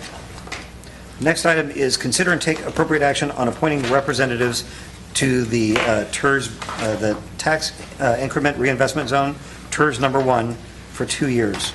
So we've talked about this a lot, and I wanted to make some, let's see, I think that Herb had put some requests for people to put out. What do we have for nominations so far? Did people send them in to you? You've got the, They're under your book. you've got the emails. I think Underneath there's your only booklet. Oh, gotcha. Mr. That's right. Terry, I think, has Terry's nominations. All right. So, Can I make a comment? yes, sir. I've talked to 15 people in the last 2 days about these two boards, and there's not a lot of willingness to try to be on the boards. However, there are some people that are considering it, and I think they need a little more time. And so I would ask if the council is willing, that we keep collecting volunteers' names, and maybe we postpone the vote until we... Well, I think we can add people to the board. We can put up to, what is it, 12? Yeah, you can, and keep in mind, the individual taxing districts will also appoint one person to the board, so they have to come up with their one name, and then we've got to come up with at least 5, and one of the 5 that we come up with can be a sitting council member. It doesn't have to be, but it can be. The TERS board itself, just for the benefit of you all, and I know the council probably knows this, but for anybody else listening or watching, that what will happen is the bond council will develop a financial plan for the TERS. They'll develop a project plan. That project plan is going to come straight from the development agreements that either have been signed or are being contemplated. So the TERS, how those funds are going to be used. In fact, I think the TERS only covers Alsatian Oaks. So it's that current development agreement and any amendments that may arise within it due to the additional, number one the is additional phases that are going to happen. So that's what this TERS is for. The board itself, it's almost like a ZBA board, a zoning board and adjustments. It will not meet very often. It will probably meet one time as the initial meeting, and then it will meet once per year to look over the finances, to understand, as a board, to review that, yes, the TERS plan as it was outlined in the development agreement is being fulfilled as it should be. The city's doing what it's supposed to be doing, and the projects either are in progress or have been funded the way that they're supposed to be funded, and that's it. And you'll be I guess, substantially supported by the bond council and the professionals that work for that attorney firm. They'll come in with the reports. They'll help you understand, hey, this is what was laid out and this is what's happening. So I just want, sometimes it's something that's foreign or unique, and no one's had that type of experience, and they might be a little fearful of serving in that type of capacity. But really, it's just anybody who has the best interest of Castroville in mind, regardless of their professional background. Like, doesn't matter what you used to do for a living or whether you're retired or currently employed. Anyone truthfully with a pulse and is interested in Castroville can serve on the board, because you'll be helped to understand what It's a citizens oversight committee. Yeah. Yeah. Making sure the money's spent the way that it... I've got a question. Yes, sir. Right now, we're only contemplating TERS board number 1, but the mayor's already pointed out the development fervor is pretty great. So it's possible in the future we could have a TERS 2, 3, zone 4, number 5. 2, and maybe even a zone number 3. My question is, do we need a different TERS board for each zone? You do Or not. can we appoint one TERS board with the understanding that if we do add more zones, that same board will do the same So- thing for each of the new zones? The yes and no. Okay, so you can't add TERSs to a TERS board, but you can use the same members from a TERS board to serve on the other boards. you're So gonna you create a can't different say, board. yeah, so you do have to create a separate, every time you create a new TERS, you create a new board, and it's its own entity, because they are different and separate, but the same people can serve in that capacity on 2 boards. There's no, It seems like you'd want to Yeah. benefit, once you train the members on the board and they understand what their duties are and how to do it, and they get all this advice from all these professionals, they're going to be pretty well trained, and it seems like you'd want to just reuse that knowledge. if they, Why would you need to split them up? Why not just keep them collective as a whole individual Well, let's be clear, we have one that's in front of us right now. We don't know if we're going to do another TERS. If we do, I don't see any reason that we would have I think that the approach with the TERS should be the same, and as long as we can maintain that continuity, I think that, that we go forward with the assumption that the same members will serve on the TERS boards. It is a later problem, and I don't It's a want to later scare problem. anybody more than we already have. Yeah. By telling them they may have to serve on more than one. So, Okay, so what I see in front of us is, it looks like we have, let's see, Doug DeMino, Steve Persine, Karen Feifel. Did I say that right? You said you did want to? Yeah, no, okay, no. That's- It's really good at all. That'll be my nomination. And then we had talked about having a city council person. I would recommend that we have her as the, because we assigned the chair today too, correct? no, we don't assign the chair, but you can assign, oh wait, hold on. Yeah. System appoints the chair to serve a term of We do, one we do All right. get to assign the chair. So you can, never mind, sorry. Yeah. City council member may serve, and yes, you can establish the chair tonight. So I think that we need to find additional volunteers to do this, but we've got at least 3 plus Herb has expressed willingness. He's definitely displayed a lot of passion for this. He's been on top of this. Even when he was off of council, he was staying on top of it. So I think he's the obvious choice to serve as the chair for this. And then we just need to actively find other people that can do that. I'm looking to the audience right now. So you have 1 plus 4, correct? Can I give you a tentative plus- name, and it still needs to be confirmed? Let's- Or do you want to well, wait till you get an actual piece of paper? Let's nominate the people that we know and vote on this, and then we can add additional as we go forward. Yeah, you can put up to 12.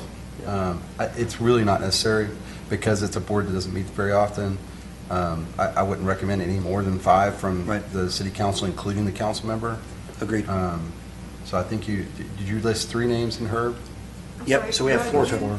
I didn't catch the second, the last name, Doug. Do I know? Doug, do I know? It's on the email.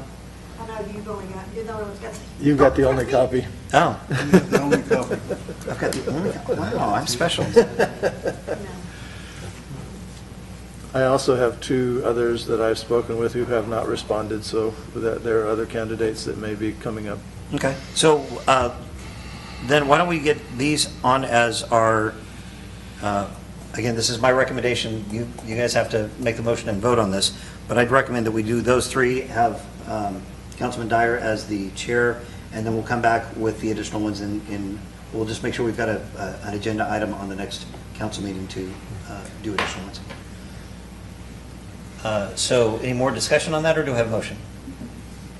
I'll move that we appoint the individuals named as volunteers for the TERS board at present, and Mr.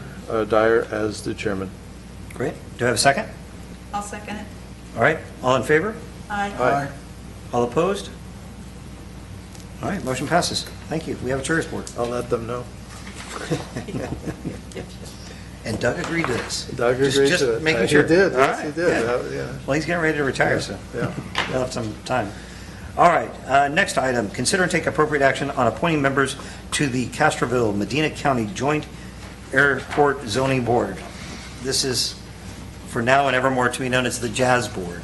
I did read the emails there too. Yes. On some So recommendations. I did want to talk about this just a little bit. So we've got some great recommendations from the airport board, but I think that we should not preclude people that aren't, we definitely need the expertise from the airport board, but I think that we also need expertise in other areas as well. One of the other nominations was, Mr. Welch, and he has experience he's on P&Z, so he has experience in dealing with some of this.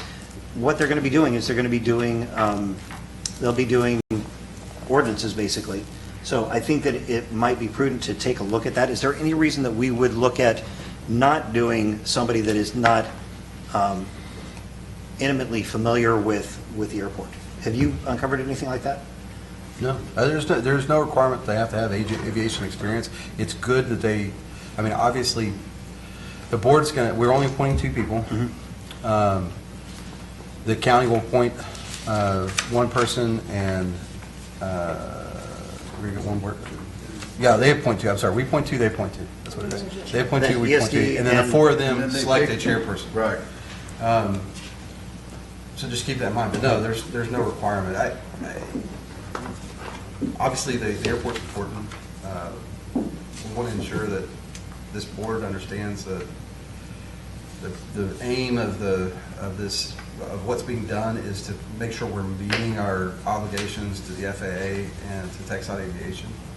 And one of the first things that they're going to look at is, one, the ordinance has already been passed, 245, make sure it gets updated, that it's, everything that's in it reflects current standards, et cetera. And then they're going to look at zoning around the airport.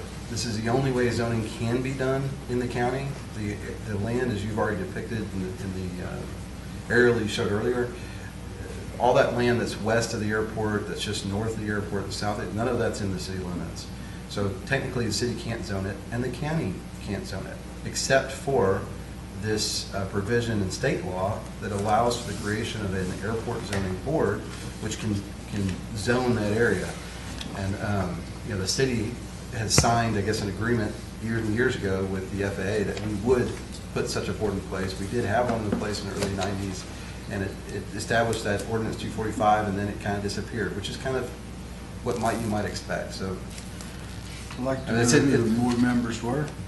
What's that? I would like to know who those members were at that time. We do have a list. In fact, I think it was provided in the last packet when David did kind of the research on how that board was propped up. I believe all the names of the original participants were provided. And we have some very interesting minutes from those meetings, because it was over a 3 or 4 year process that they established all that. It was very, very new to them. It was at the same time that we were making a lot of agreements with the FAA, so there was a lot of data, I guess, at the time. All right. Anyway, there's nothing precluding Mr. Welch from participating, and I think it's a great idea. And I wanted to say there's another gentleman in your packet besides the airport recommendation, just so you know that besides Mr. Welch, there is one other person that sent his application in. Who's that? Is that Mike Arnold? Russell Seal is in here with, there. Hey, Russell. Okay. Sorry, I didn't know he was here. He sent in his application and resume for it. Okay. And so he's here. What I'd like to do, if it's appropriate, let's get the people that are volunteering for this, just to give us a 2-minute spiel about what you feel like you can offer to this. I know I've spoken, the only one that I've spoken with directly about this was Mike Arnold. He's retiring, and he has, he served as the airport, the advisory board chair for a number of years. You just saw that he just stepped down from that, so he would be a viable candidate as well. But I'd like to hear from the other candidates. And first of all, it's a great problem to have too many volunteers. So yeah, we just went from not having enough in some of those to we can only appoint 2, and we've probably got 5 or 6 to choose from. And it's really obvious that people really care about this town and what's going to actually happen in it. So it takes a village. So thanks for being part of the village. Okay. Before you start Yes, going sir. through the candidates, can we have some more discussion? Absolutely, yes. I don't want to bump in, maybe you might No, want to no, start with absolutely. somebody else, but. Well, I think that the next thing that I wanted to deal with was this, but there's no reason we can't have discussion before. I'd just like to say, I think it's very important that we get the best possible talent we can get on this, because this is going to be an instrumental board in the near future of the city. I fully support the suggestion the mayor made of, we have 2 members that we can put on, and I believe very strongly that one of them should be somebody who's been on the aviation board and has a great depth of knowledge about our airport. But I believe the other person should not be another member from the airport board. It should be somebody who brings expertise, especially in the zoning area. And I think we have a lot of potential candidates. I know Mr. Welch has volunteered. Linda Guerra was here earlier. She's got ZBA experience. She would be a person that would be, might be interested. But I would recommend to the council that we try to split our 2 positions in that way, so we get the maximum coverage of zoning and airport knowledge. That's all I wanted to say. Are they allowed to appoint alternates? Instead of alternates? No, so it's- Sit in on the meetings and review them? The No, so it's four, just- when the four are elected, 2 from the county and 2 from the city, the 4 of them will appoint the 5th member who becomes the chairperson. Gotcha. So they will pick the chair, not the But is there council. Can you put alternates there? No. No, it's there's no it's alternates. It's a little different because this is state statute, so it's just the way they, Still not sure how you're gonna zone something we don't own and it's not an RETJ. It's state law that allows us to do that jointly with the And county. is it just something to do with the SEC? I'm sorry, I just don't understand. The airport, the The FAA. airspace and that kind of stuff around the airport. So, Great, Claudette. and what Scott was explaining, just to make sure that it was very clear, is that this group is looking at the area that is within the jurisdiction of the airport to make sure that things are, we're not building skyscrapers, we're not building inappropriate things. Said it big flips. Okay, perfect. I got you. All right. So, more discussion. Okay? Can we have, just one at a time, come up and state your name and why you're passionate about this, what you feel like you can offer? We can start with the first person that jumps up. Thanks, Linda. So I'm Linda Garino. I've been on the board for a year, and I guess I just got put on for the next 2 years, which is great, because I just feel like I just started to understand how everything works. And my background is in aerospace engineering. I'm a pilot. I have an airplane hangared at the airport, and I've been in and out of that airport since 1992. So I have a big interest in keeping this airport, the airport, and keeping the community safe and keeping the airport safe and not limiting the airport's functionality, you know, which is controlled by zoning and things like that. So I just want to make sure that both the citizens and the airport are both taken care of. Absolutely, thank you. And she was recommended by the Airport Advisory Board as well, so you've been doing some great things over there, thank you. All right, next. You guys can duke it out.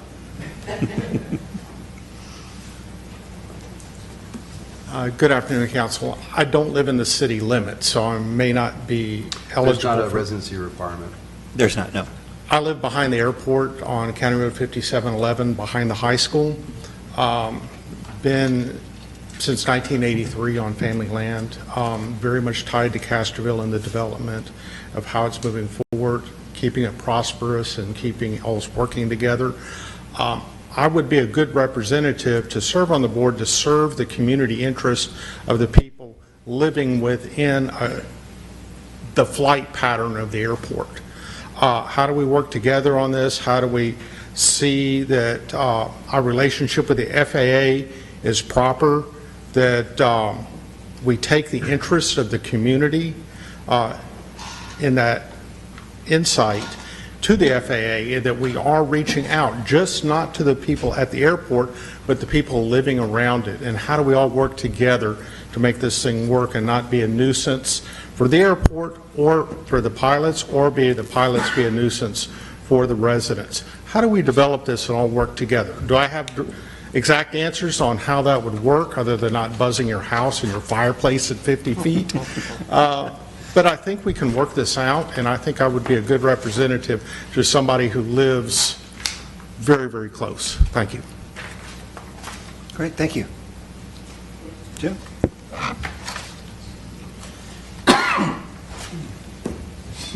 Jim Welch. I live at 704 Lisbon Street, and I've been in the community for 7 years now. My wife and I bought the house she grew up in, and about 6 years ago I got involved with P&Z.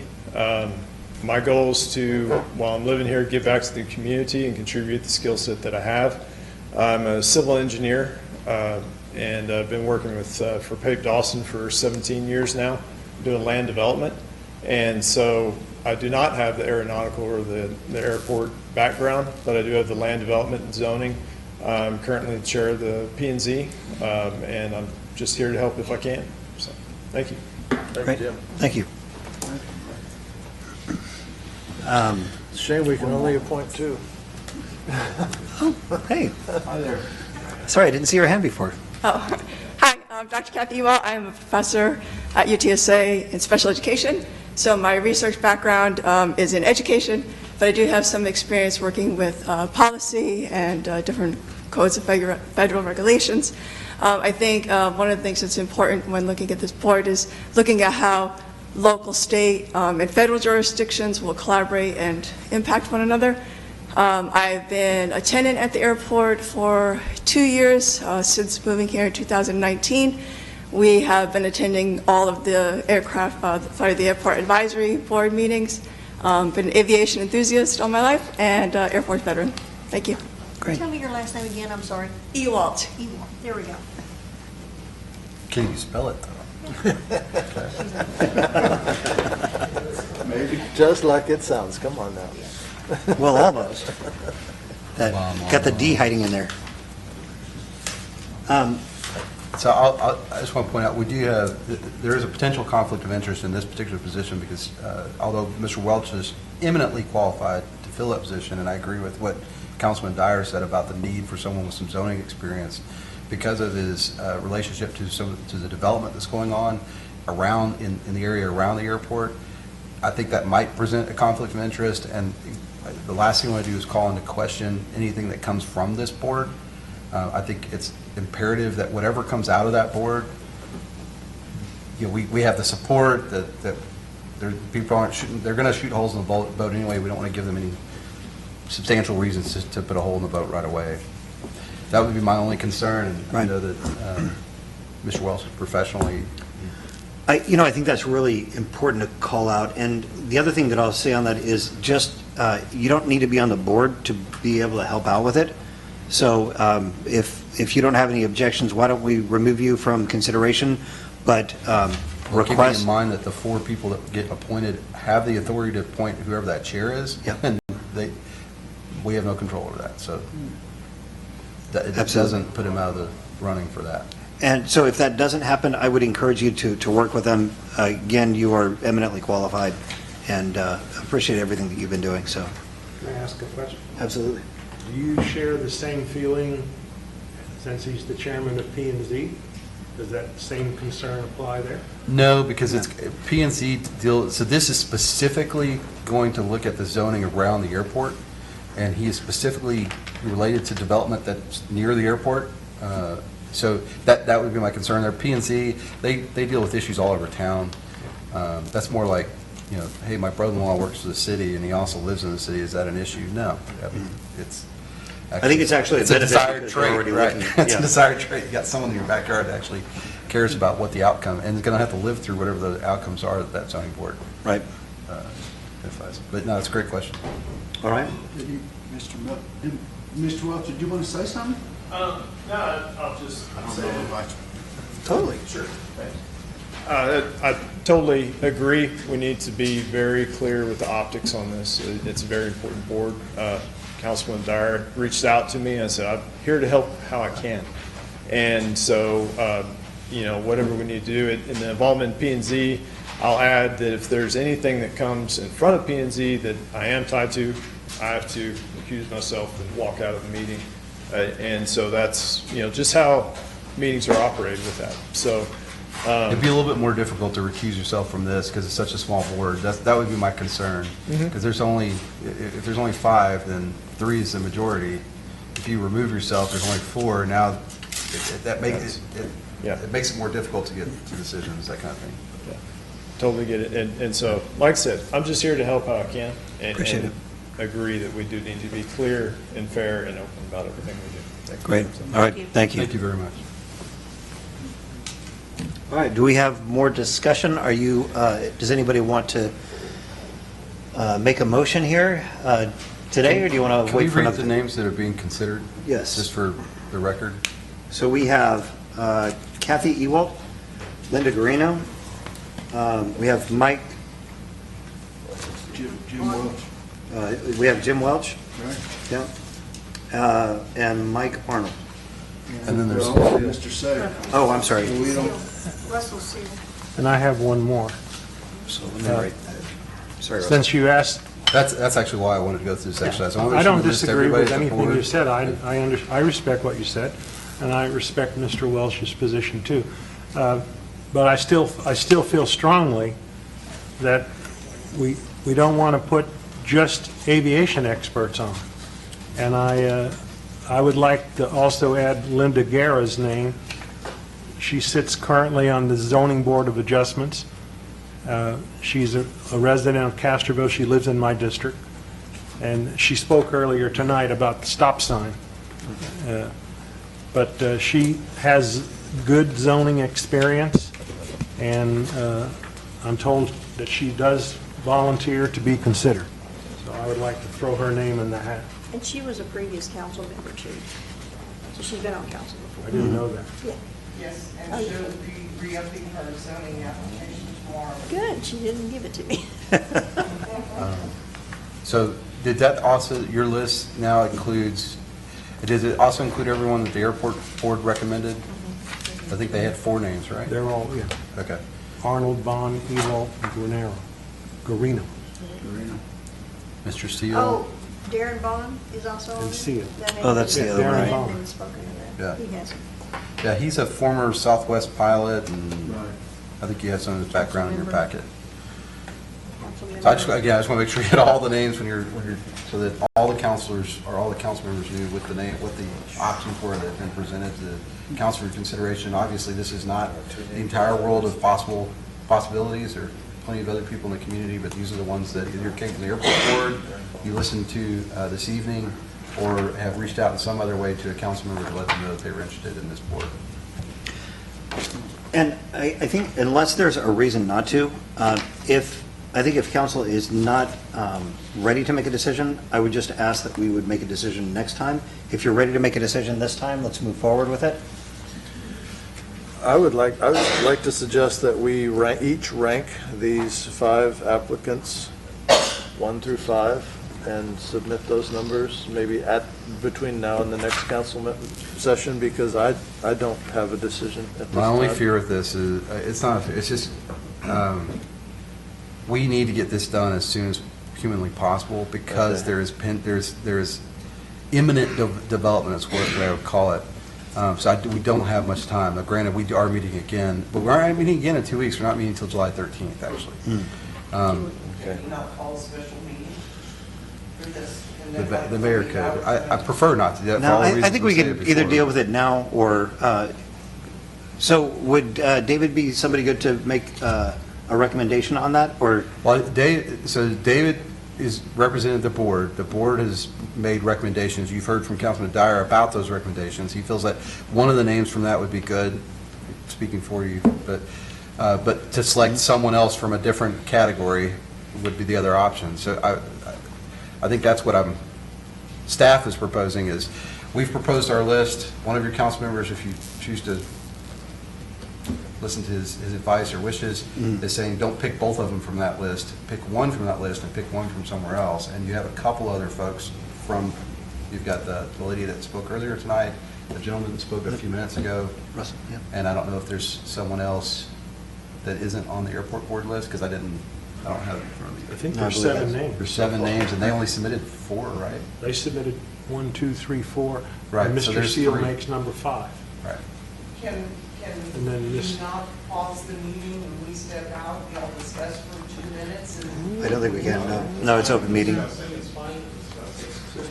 Yeah. I don't, so that, What we won't do is make you do like a swimsuit competition or juggling. There won't be yeah. And this is live streamed anyway, so everybody's gonna so it's entertaining. Yeah. So the I know good it's news is- uncomfortable, but we just need to pick 2 names. I think the good news is two pieces of good news. One is there's not a bad choice. I think that everybody that we've got on the table is quality, and the other piece of good news is that they together will then choose the final person. So there's still an opportunity for somebody else to get on there. So does somebody have the gumption to put out a nomination, or do you want to have further discussion on this?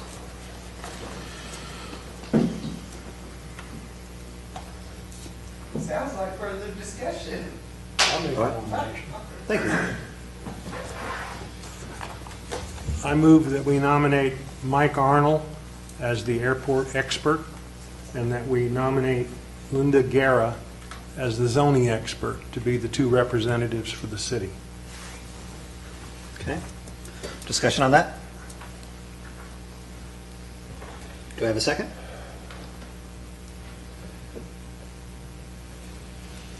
If I don't, it's going to die.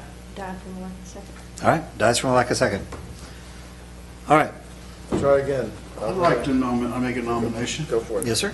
I'd like to nominate Linda Guerrino. Here. No. There's a Garino. Linda and Linda. There you go. Okay, you want to nominate Linda and Linda? Yes. Okay. Do I have a second on that one? Or discussion? I can second that one. Okay. I have a motion and a second. All in favor? Aye. Aye. All opposed? The Lindas have it. Motion passes. And I just There you want go. to state for the record that the county still has to appoint two. More than likely, they will look to the city for who those two should be. Or they may have their own ideas as well, but it doesn't preclude anyone else that we've discussed tonight that wasn't appointed from being appointed. So I'd encourage you to reach out to, is it Judge Schuhart that's doing that? Yeah, I'm sure they'll be coordinated through David and Chuck, just Okay. reaching out to them, make sure that gets done. We'll give them the information that we've collected, sure. And please reach out to him. Again, thank you for wanting to step up and help out with this. Yeah, It's not a poor reflection, it's just a choice that's got to be made, so Tough problem to have, having 6 candidates for 2 seats. 6 good candidates, yes. And the other thing, again, with all of the boards, with city council, with all of these things, just because you're not actually on the board doesn't mean that you can't be a part of the discussion. It takes a lot of people, and it takes a lot of great ideas. So. I believe their meetings are going to be public. They can't, so they have to be posted, they're going to be noticed, they'll be open to the public. So anyone from the public is welcome to attend those. So who does the public notice on that? Does the county and the city both do that? Probably. Okay. I don't know. And this will be new for us, because again, last time was in the 90s, neither of us were here. I've never had to stand up a board like this, so it'll be interesting. Okay. It's a little different, honestly. I expect that the FAA and TxDOT Aviation, just like I was talking about the Bond Council earlier, being very supportive of that TERS board. FAA and TxDOT Aviation, at least what they did in the past when this happened, is they came and did presentations to the board to kind of teach them their roles, what their kind of limits were, and that kind of thing, and what they were being asked to consider. So I imagine that's going to happen again. Okay, perfect. And then are we going to have a liaison for that board as well? Council liaison? No. I mean, the way the statute reads is the way that it's going to be propped up. So you'll have the two that you appointed, the county appoint two, and they'll select the fifth. All right, we'll just have to photo But bomb. I know that David and Chuck will be watching very carefully. Yeah. And informing us on how all that's going. So. Great.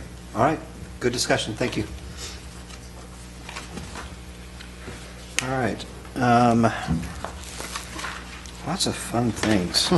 Consider and take appropriate action on accepting an application requesting the creation of an Economic Development Corporation Type B to act on behalf of the city. I do have the application here. If you want, I can pass it down. I just need it back for the Please. record. And Scott, you want to talk about this one?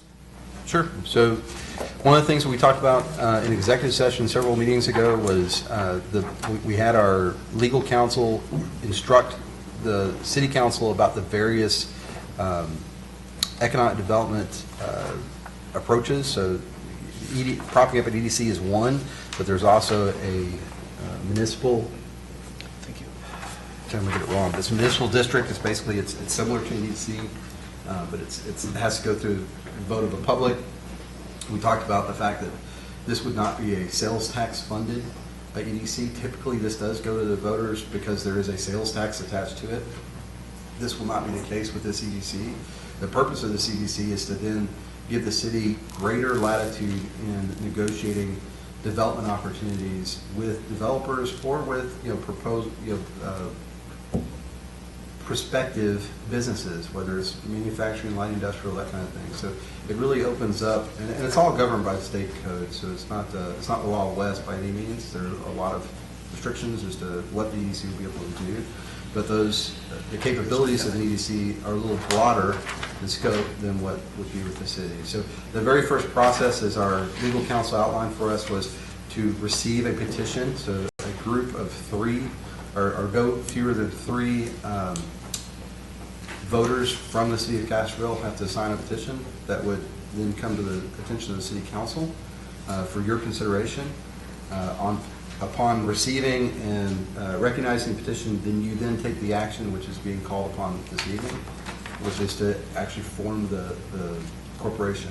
And once it's formed, there'll be a legal process. We have to go to the State Attorney General and some other steps, and those are outlined in your packet.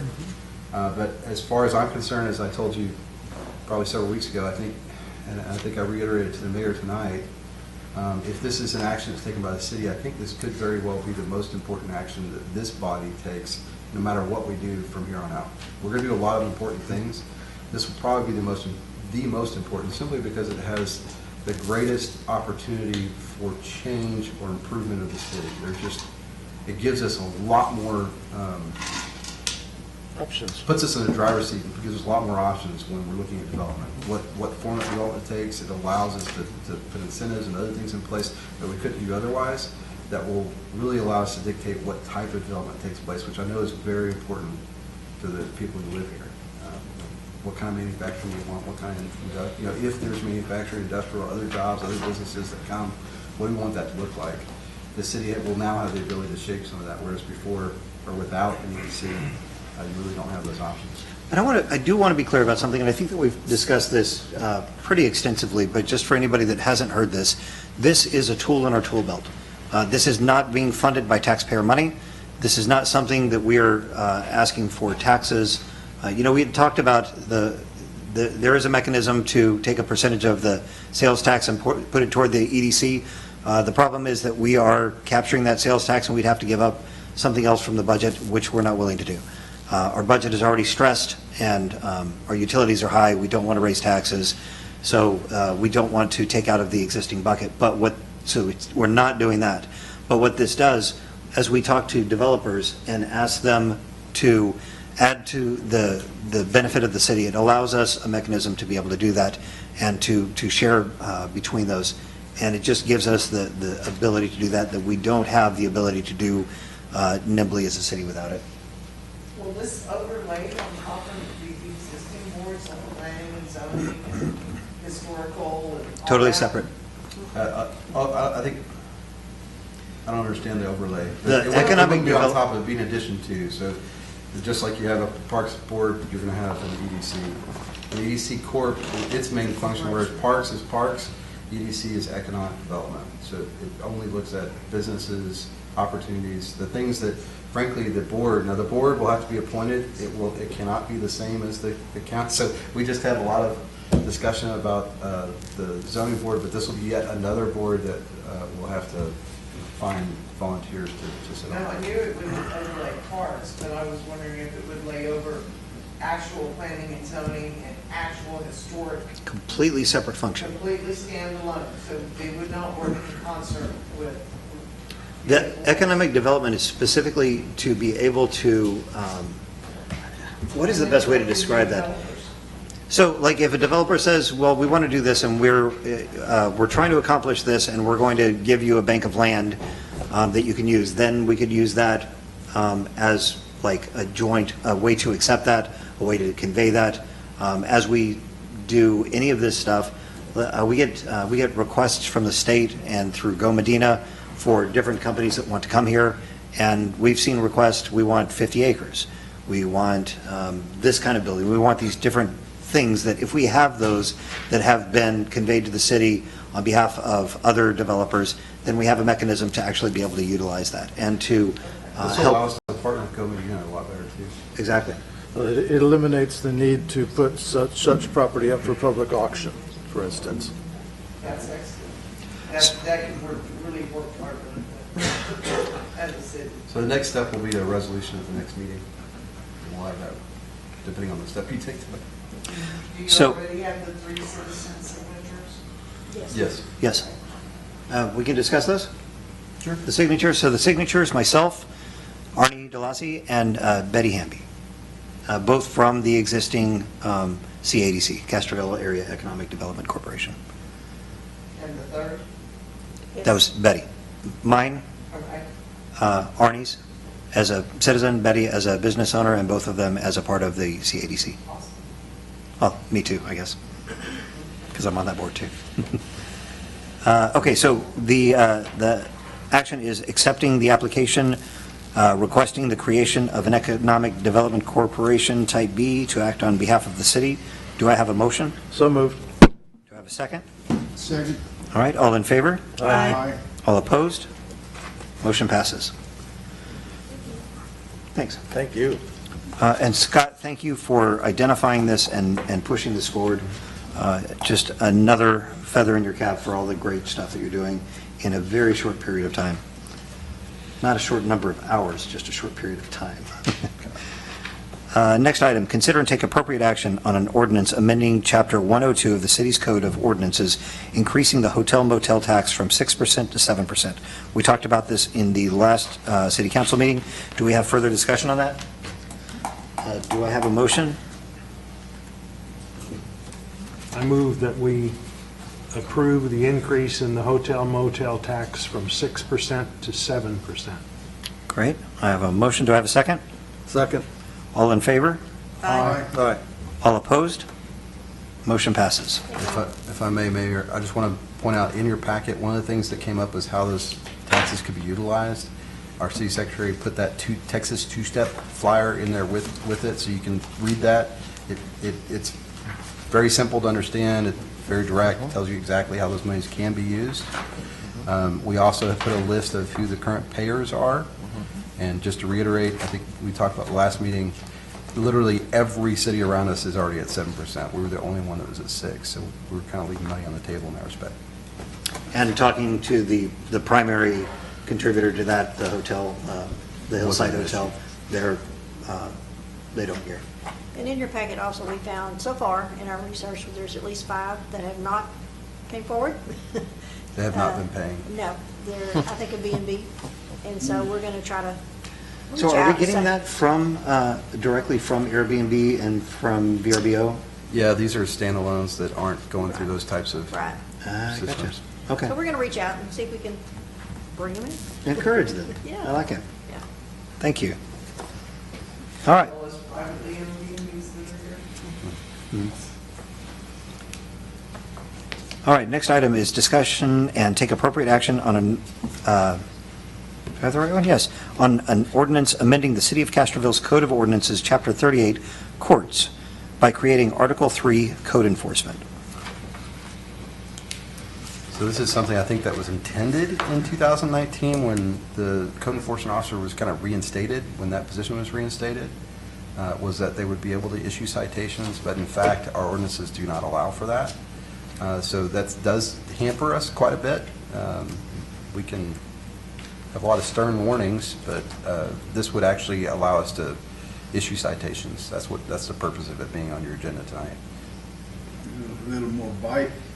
A lot more bite, because now the citations go through municipal court. I want to be clear, though. Our staff, and this is something I was kind of very proud of in NS, I used to get reports that we'd issue like 1,400 warnings and citations, but only 10 to 14 of those, I mean, less than 1%, would actually end up in municipal court for one reason or another, because we strive to work these issues out with the landowner and have them abate the issue. We all know that if the city undertakes abatement, number one, it just leaves a bad taste in everyone's mouth, but number two, it can actually be a lot more expensive for the taxpayers when we go through that process, and you just don't end up with as good a result as when the property owner takes responsibility for whatever the issue is. So there's a lot of education. It means there's a lot of patience, but I think Curl is probably has one of the best attitudes as a code enforcement officer. She's the perfect pick for that because she is the very picture of patience. And she cares. That's a huge thing. I was talking to one compassionate. gentleman. She basically came to him and said, "I'm really sorry, but we have to talk about this." Yeah. But she actually truly cares. And the chief has done this, same thing. I could brag on him about stories about him, needing to enforce stuff. and instead he helped them out. And that's the kind of thing, that's what I love about this city, is that city staff, I'm telling you, we have such an amazing city staff that actually will go out and help people do this. But I like the forcing function of encouraging good behavior. Is there going to be a set number of warnings before citations that you, to where? It'll be a city policy. The city Right. citizen. We're not looking to have, this isn't like coming down on citizens. This isn't like creating this, Carl drives by my house, it used to be twice a week, that's twice a day. Yep. She's watching to see if I put my fence up on the side. She thinks it's front, it's front. so the thing is that she will continue to help keep us all in check. And I can speak personally, I have made mistakes on codes in the past. I've learned them really, really well, and I've learned how to not do that. I was encouraged to have good behavior by city staff. Yes? Yeah, she really is. But this just helps us stay on top of it. And we've had a lot of complaints about ordinances that aren't being enforced. There's a lot of people that these things are encroaching on them, and so this just gives us the ability to actually go out and do something about it. Have we asked Carol how she feels? Is this a tool she wants in her toolbox? Oh, absolutely. Yeah. Okay. And just to stress, to point it out there, is she can only issue any kind of warning or what have you for properties that are within the city limits. Correct. If it's not within the city limits, the city can't do anything. If you have a complaint about anything outside the city limits, you must go to the county in Hondo. Yep. All right. So do I have a motion?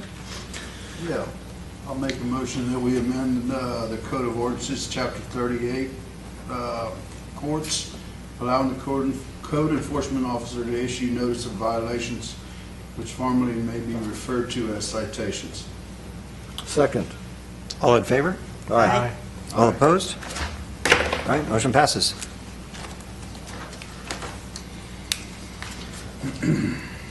All right, consider and take appropriate action on authorizing the city administrator to execute on the city's behalf a consent to assignment and pledge of interest by Highway 90 Castroville Partners Limited regarding Phase 1 development of Alsatian Oaks.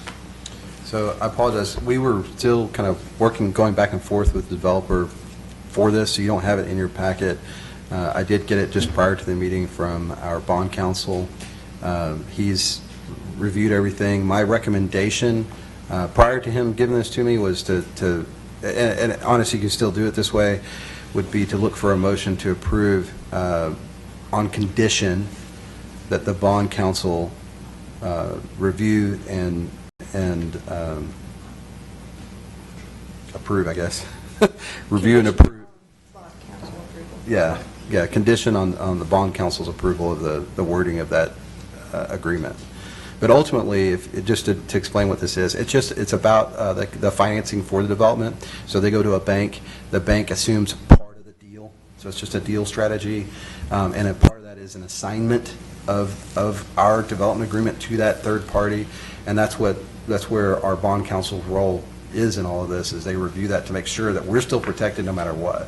So regardless if now the bank's got a piece of it, they don't have some additional claim that didn't exist before, and we still have protections if things go wrong or go badly. So he's done that, and down to the wire, just a few minutes before the meeting, we got the final document that he's now blessed. So you can either just motion to accept it as on his approval, or I think just a motion to approve. So if I can understand this just a little bit better, you're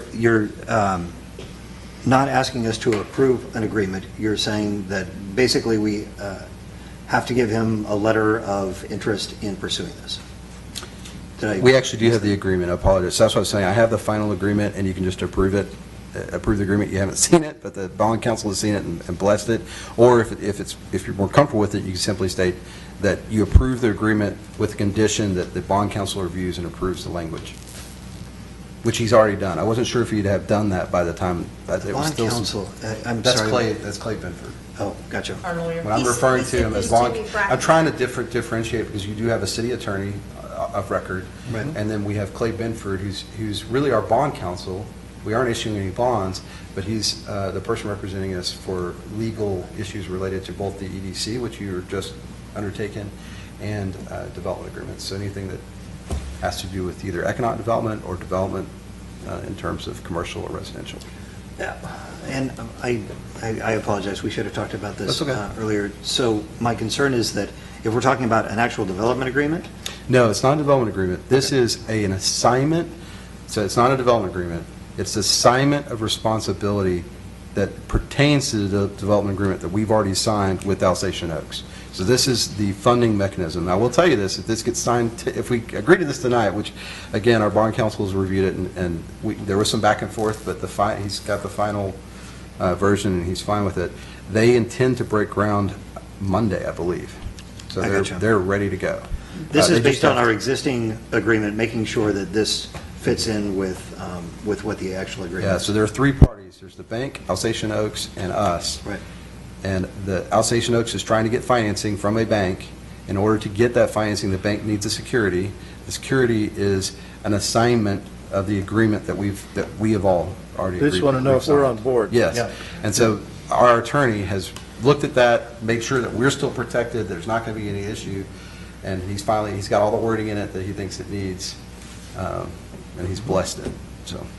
Okay, that makes more sense, thank you. I apologize. It is a little bit convoluted, so, and I can't get into more detail than what I just kind of shared with you, so. All right. We can get you a copy of it. Yeah, afterwards. absolutely. Yeah, I'll So you'll send you, have I'll send you what it says. So, It's a lot of, the party of the first part and the party of the second part agree that the party of the first part. So your A lot of recommendation that. is that we approve this on the condition our bond council approved. Approves the language in the agreement, yes. That would be my recommendation. is that a motion? That's motion. All right, More discussion? more discussion? Oh, okay. I just would like to say, the key line in here is the city's position is unchanged by its execution of this consent agreement. We're not giving away anything. Right. We're not taking on any more risk. Right. We're not giving the developer anything that he doesn't already have in the agreement. My understanding is if the developer defaulted to the bank would just take the developer's place. That's correct. And we would have an agreement with the bank, but we would lose nothing. Correct. And that's very important. That's correct. And that's, I appreciate you That's a little clarifying better that. job, Herb, thank Yeah. you. Well, I got to that point with you, but I think, you summarized that really well. All right, Councilman Carey, did you have I just seconded the motion. second in the motion? Okay, great. Further discussion? We got a motion and a second. All in favor? Aye. All opposed? All right, motion passes. Good job. All right, thanks, great discussion. Next item, staff reports. Okay. Scott? Yeah, I know, thank you. It's been a long meeting, Mayor. So I'm going to try and keep this somewhat short. In the airport, we did learn that Chuck Norris never sleeps.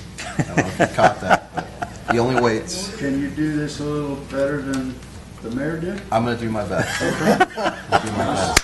I don't know that I can do it better. I told you he kicks because me I don't have sometimes. He slides. It's not going to be as entertaining, but I will try to make it shorter. We'll time you. So I just want to hit on a couple of, in all seriousness, there are a couple of important things. One of the major concerns is the USDA, the loan that we've got for those hangars that are being built. God, nothing moves slower than the federal government. I swear. It's so infuriating. So, Herb's looking at me. I don't know if I just offended him as a prior bureaucrat or not in the federal government, but jeez, Louise, it takes forever. So we are working to try and get funding just as soon as possible. We have some very real concerns about the cost of construction. Our estimates, our engineers' estimates on the cost of the hangars has gone up considerably by probably close to 40% just in the last 3 or 4 months. Right. So we really are reaching a point where we've already sunk, I think, a little over $100,000 into this project.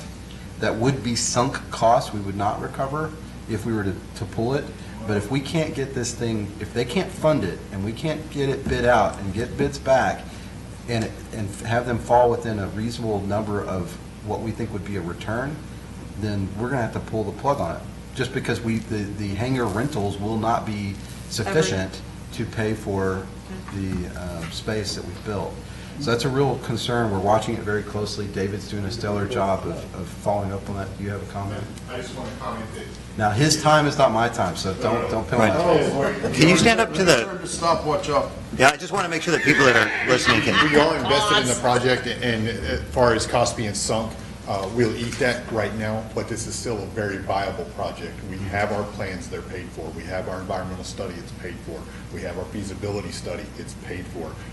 All the contract work we've done up to this point, we don't lose it. We own that, it's ours. So So if we had restarted in 5 years, Correct. we could do that. That was my question. So we have sunk cost in it, but assuming that the material cost, because there are some that are actually on the decline. So if the material costs do get down to a point where they're feasible, then is there any kind of demobilization, remobilization, sunk cost that we might lose? Or is it all stuff that we would have to do anyway, and we just continue from that point? Correct. We just shelve it. That's a second. And then start over as soon as we Okay. get to a point where, right now, we're at a break-even point, which is good. Right. So we're hoping that the USDA will finish their review this week and fund next week. That's the goal. So let's talk about worst case here. Worst case is we have to table this. We've sunk $100,000 into it. Does the airport budget have the ability to absorb that with the current budget, or what happens? The airport budget has already paid. it's already It covered does not it, come so- out of reserve balance. It does not come out of anything. We've had it budgeted. It's level. We've hit every tick mark. If we shelve it, we shelve it. We'll talk about it on the next budget cycle. I don't think that's going to be a issue. It's just to bring up, to give you guys the heads up. Perfect. In case I just wanted to make sure that we've addressed that. I mean, it's obvious because of our legal obligation, it's not coming out of general fund. This has come specifically out of the airport fund. Correct. I just wanted to make sure that we had enough in the airport fund to be able to absorb that for a period. Absolutely. The hangars, I think, are a great idea. We have, what's our waiting list right now for hangars? 38. And that is a need that people have, that's a need that we need to fill. Yes, sir. But it's the right thing to take a pause when we need to. Yes, sir. Just pray that you hear from the FDA next week. Yes, sir. Do we have controls in place to stop putting any more money in so that it doesn't continue to accrue? There's no more money being expended Nothing at this more to point. waste. Yeah, because we've What already you paid got in into- now is all that we're going to expose. Correct. Okay, thank you. Yeah. Yeah, we're literally waiting on USDA at this point, and as soon as they pull the trigger, then I don't even think there'll be more engineering costs at that point. It might be a blessing that it's a little slow. No. No? Be better to get it approved now and No, I wait would have liked to purposely. have had it 90 days ago. That would have been, I mean, that would have been a I'm blessing. hoping everything might start declining. Oh, yeah. That's the only thing, as far as materials. Yeah. So another comment on the airport, just an update. They've got about 90% of the fence cleared. So remember, we'd undertaken How that. much? About 90%. 90. We got a lot of it done. There is some bigger trees that our staff, David and Issa, are going to go out and take care of. So they'll do that when and how they can. We are working with the farmer to get his fence started because the good news is we're moving into summer, so there's really not typically a lot of growth, but we also typically don't have this much rain.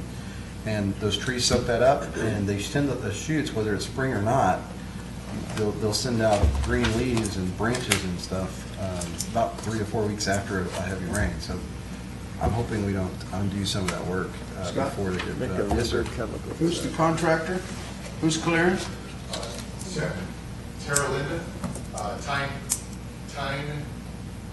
Tiller is the full name, but it's Terra Linda Services. We had at least 3 or 4 that provided their quotes, and we chose the lowest. They're all very similar. They all do like contracts for the major power suppliers and CPS. railroads and those types of groups. So these are all contractors that have been used by those folks. They're bonded. They're Kind of surprised you didn't get a local. They are local. Oh, they are. Yes, sir. They were part of CPS's list that went down and bid with the whole group, and they found it to be the lowest and local. lowest and local. Thank you. I love that. Doesn't happen very often. All right, moving on to community development. So you've got a list of the projects that are in progress and kind of where they stand. Y'all had asked for, and this just didn't make it in the report, and part of it's just my lack of communication to our director, but she did provide me after the fact a code enforcement cases. So I do have that list. I will scan it to you, just so you have it. And if you have any questions from it, just email me. The other big item in the code enforcement, or in the community development and code enforcement report, is the spring cleanup report. I cannot brag enough on our staff for what they did, the volunteers from the community. We had over 24 volunteers. They spent multiple weekends, helped over 15, or at least 15 property owners clean up their properties. It was really a neat, it's just part of the reason I love small town Texas, because I think that's one of the things that makes us special. So I really appreciate our staff volunteering their time on the weekend to come and do that. And I think just one more evidence that we do, yes, we have fantastic people working with us. Absolutely. There.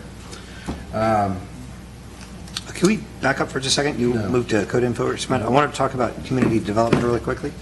So I was talking to one of my neighbors. So I know that somebody went, who was it that talked to Tony over about Rodriguez Park? Do you know? Who did you talk to about No, somebody, one of the city staff went over, I'm guessing maybe it was Brianna, talked to, because... So there's been, I know that in the P&Z report, which I believe I was going to get to, or maybe I already passed it, in planning and zoning, they had a lot of discussion about Rodriguez Park. Mm-hmm. I don't know if staff's already been down there and talked to him. You and I spoke, and I'm going to go down there and talk to him about rules. Thanks. Because that's really where that stands. So there's a full report of kind of where Rodriguez Park sits legally under our ordinances. She did a great job of outlining that for you in your report. The next step is to establish some rules. I thought probably the first process would be for me and the mayor to sit down and talk about what the expectations are. So we have done that. I've written those down.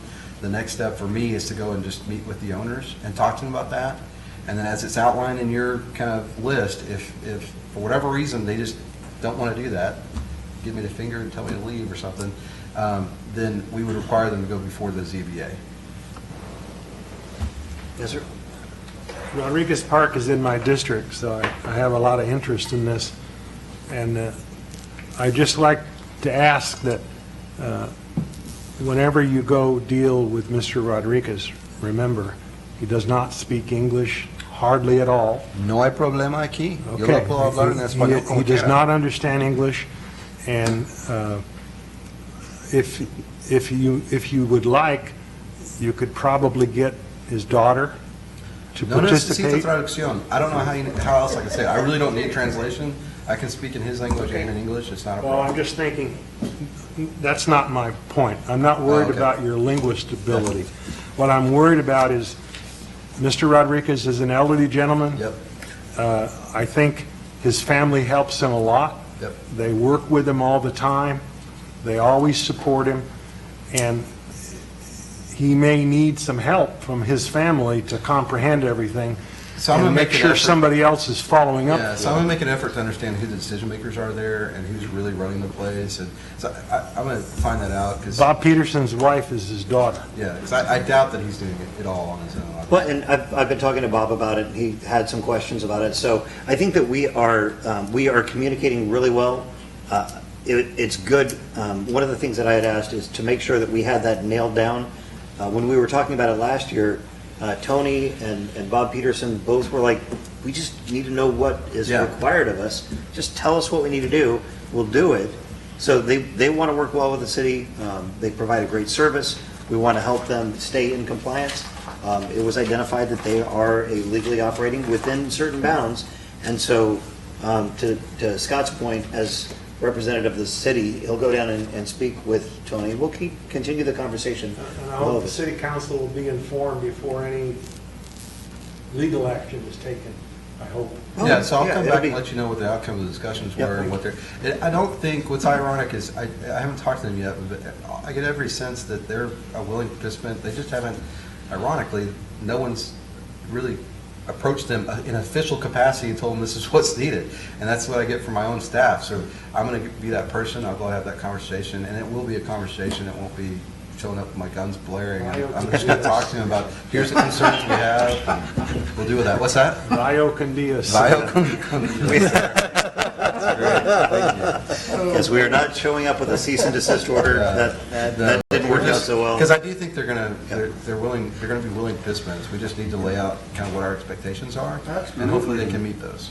Well, and this is a great example of setting up, we had priorities. This is a priority. It's a big priority going into summer. It's something that we've been dealing with actively dealing with for the past year. Brianna's been digging into it, the city attorney's been digging into it, Scott's been digging into it. So getting to that right answer. One little recommendation, you might consider taking with you some colored photographs of the signs that we recommend he put up, to give him some understanding of the size, what they're supposed to say, because we have a language problem. Right. Sure. And I think that it's something that we work with the property owners around there. I was talking to my wife about this because we live right next to the park.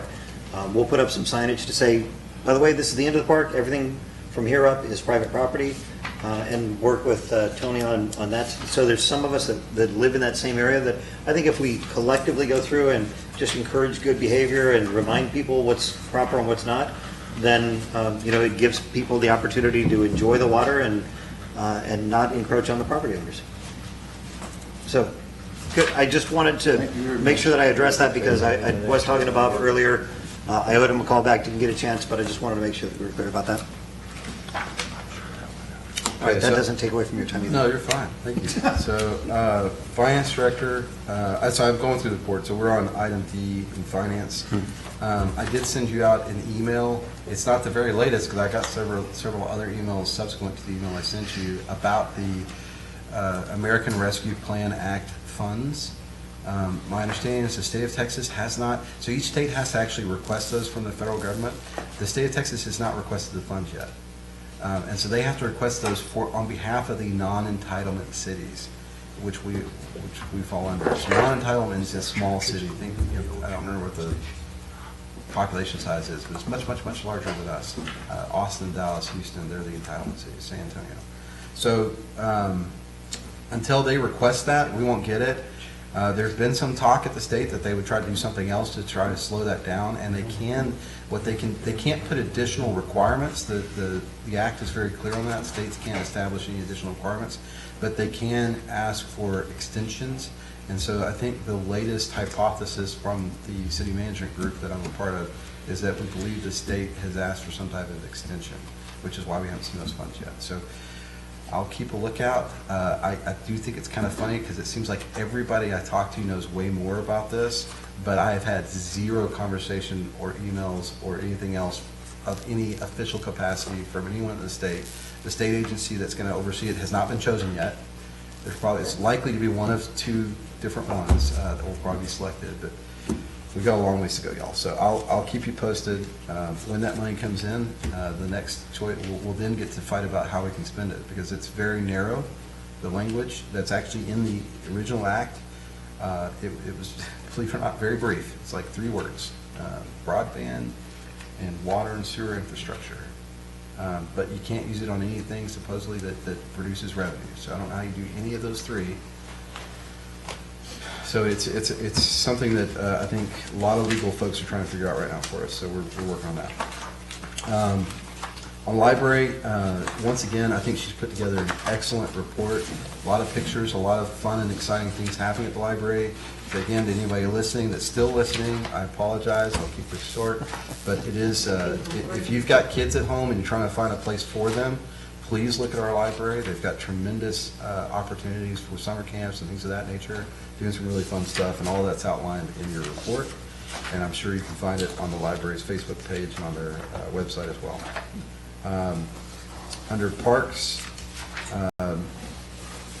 there's a 3-meter diving board was installed. There's a picture of that in your report if you want to see that. Pretty impressive.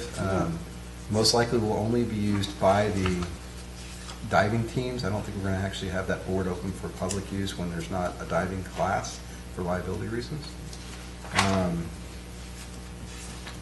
Parks, and just from a revenue standpoint, they're blowing it out of the water as far as RV revenue, et cetera.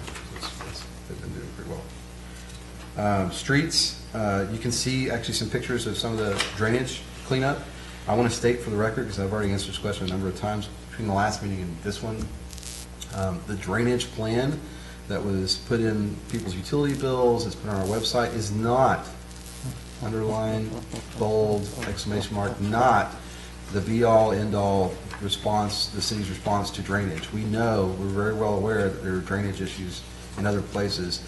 This is basically the areas that we know that we can go and fix with our own equipment, no additional cost to the citizens or the city, and that will alleviate flooding in other areas. So even though you may have a street 1 block over or 2 blocks over from where that red line was on that piece of paper, you are going to see an impact from the improvement that's made to that drainage area, simply because there will not be as much, that it'll be a way for the water to get where it needs to get quicker, right? It was But there are other drainage that we're going to have to talk about. Yes. Have you any idea when you're going to be able to work on the utility road between Athens and the next street over to the east, north of Lisbon, where we're going to grade it down to try to get the water to flow over to Algier Street? Is that on your the work plan? Is it on the highlighted list?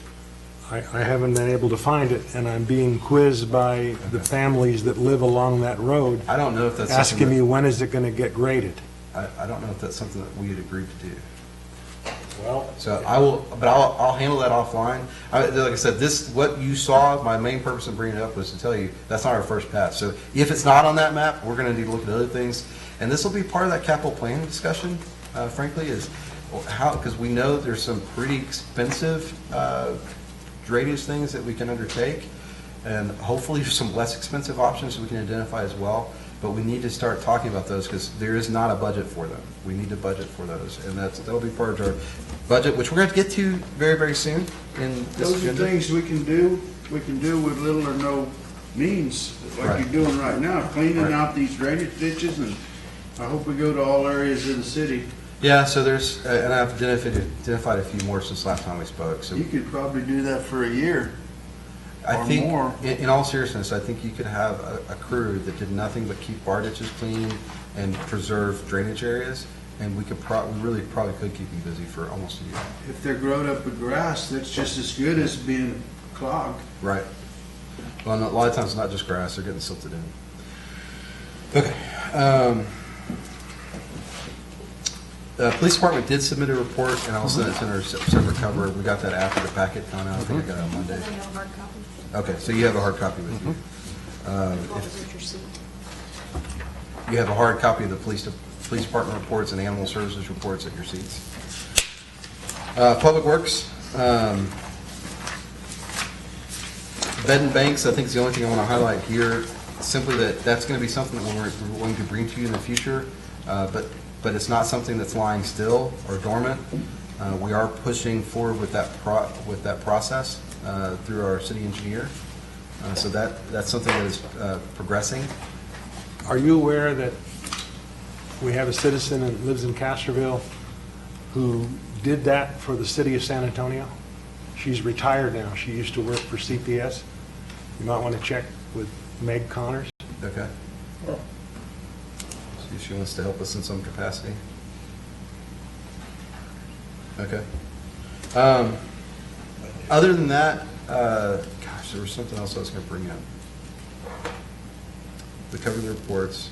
I wanted to mention the fact that we did the retreat. I'll be coming back to you probably with my next council report on the 13th. I'm going to probably hit either the mission or values or vision, but more than likely mission and values. We're going to try and hit those maybe at the next council meeting. And then that concludes the staff reports. We do need to move on to future items, but do you have any questions on staff reports? No. Not at this time. No, thank you. All right, great. Next item is discussion of future agenda items. I intend to have the Paper Streets report available by the next council meeting.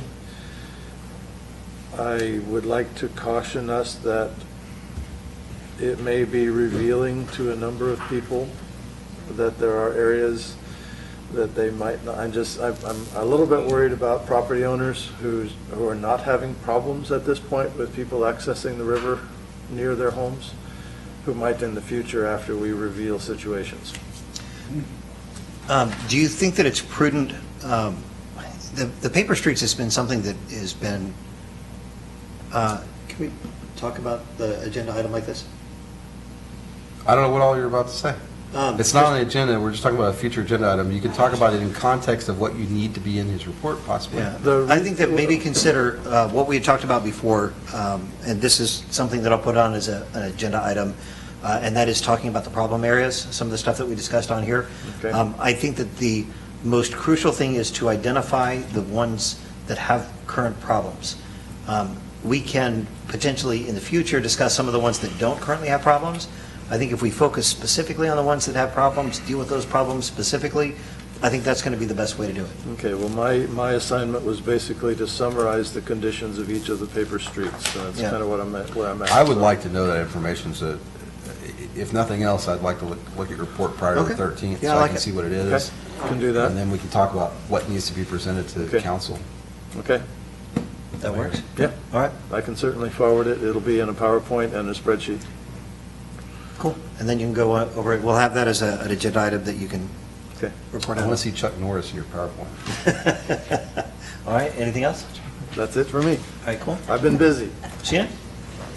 I will have the latest and greatest, I have the city's emergency management plan, and I'm comparing it to what the state requires and what the checklist and everything look like, so I'll have a brief summary of what has been found Okay. and way forward on that one. All right, if you guys just let us know when you want to get those on, when you're ready for it, we'll get those on. Okay. For your information, the chief and I did talk about scheduling some appointments with you, me, and the chief, and then whomever, whether it's Marvin or, what other representatives that we want to talk to. So that'll be forthcoming, hopefully next week, maybe. Depends on our schedules and how they allow, what your availability mine Yeah. is. Okay. And And she should be included, we talked about this, but she's going to be leaning heavy into this, so any of the meetings that we've had with them, let's just make sure that she's included with that. That's what I was just saying. Yeah. That's literally what I just said.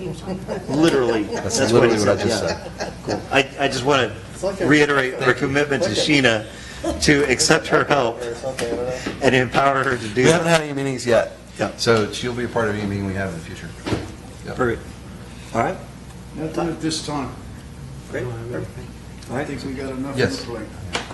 We do have one other item on July 6th, the week of July 6th. So that's after our July 4th holiday. We are closed on the 5th, which is Monday. The 6th is a Tuesday. The 7th is a Wednesday. We would like you to look at your calendars. We were going to start the budget, have our first kind of real budget workshop then. I know that we talked a little bit about the budget in the retreat, but really that was just about looking at 2020 and 2021 and historical data. This will actually be looking at the proposed budget, at least elements of it.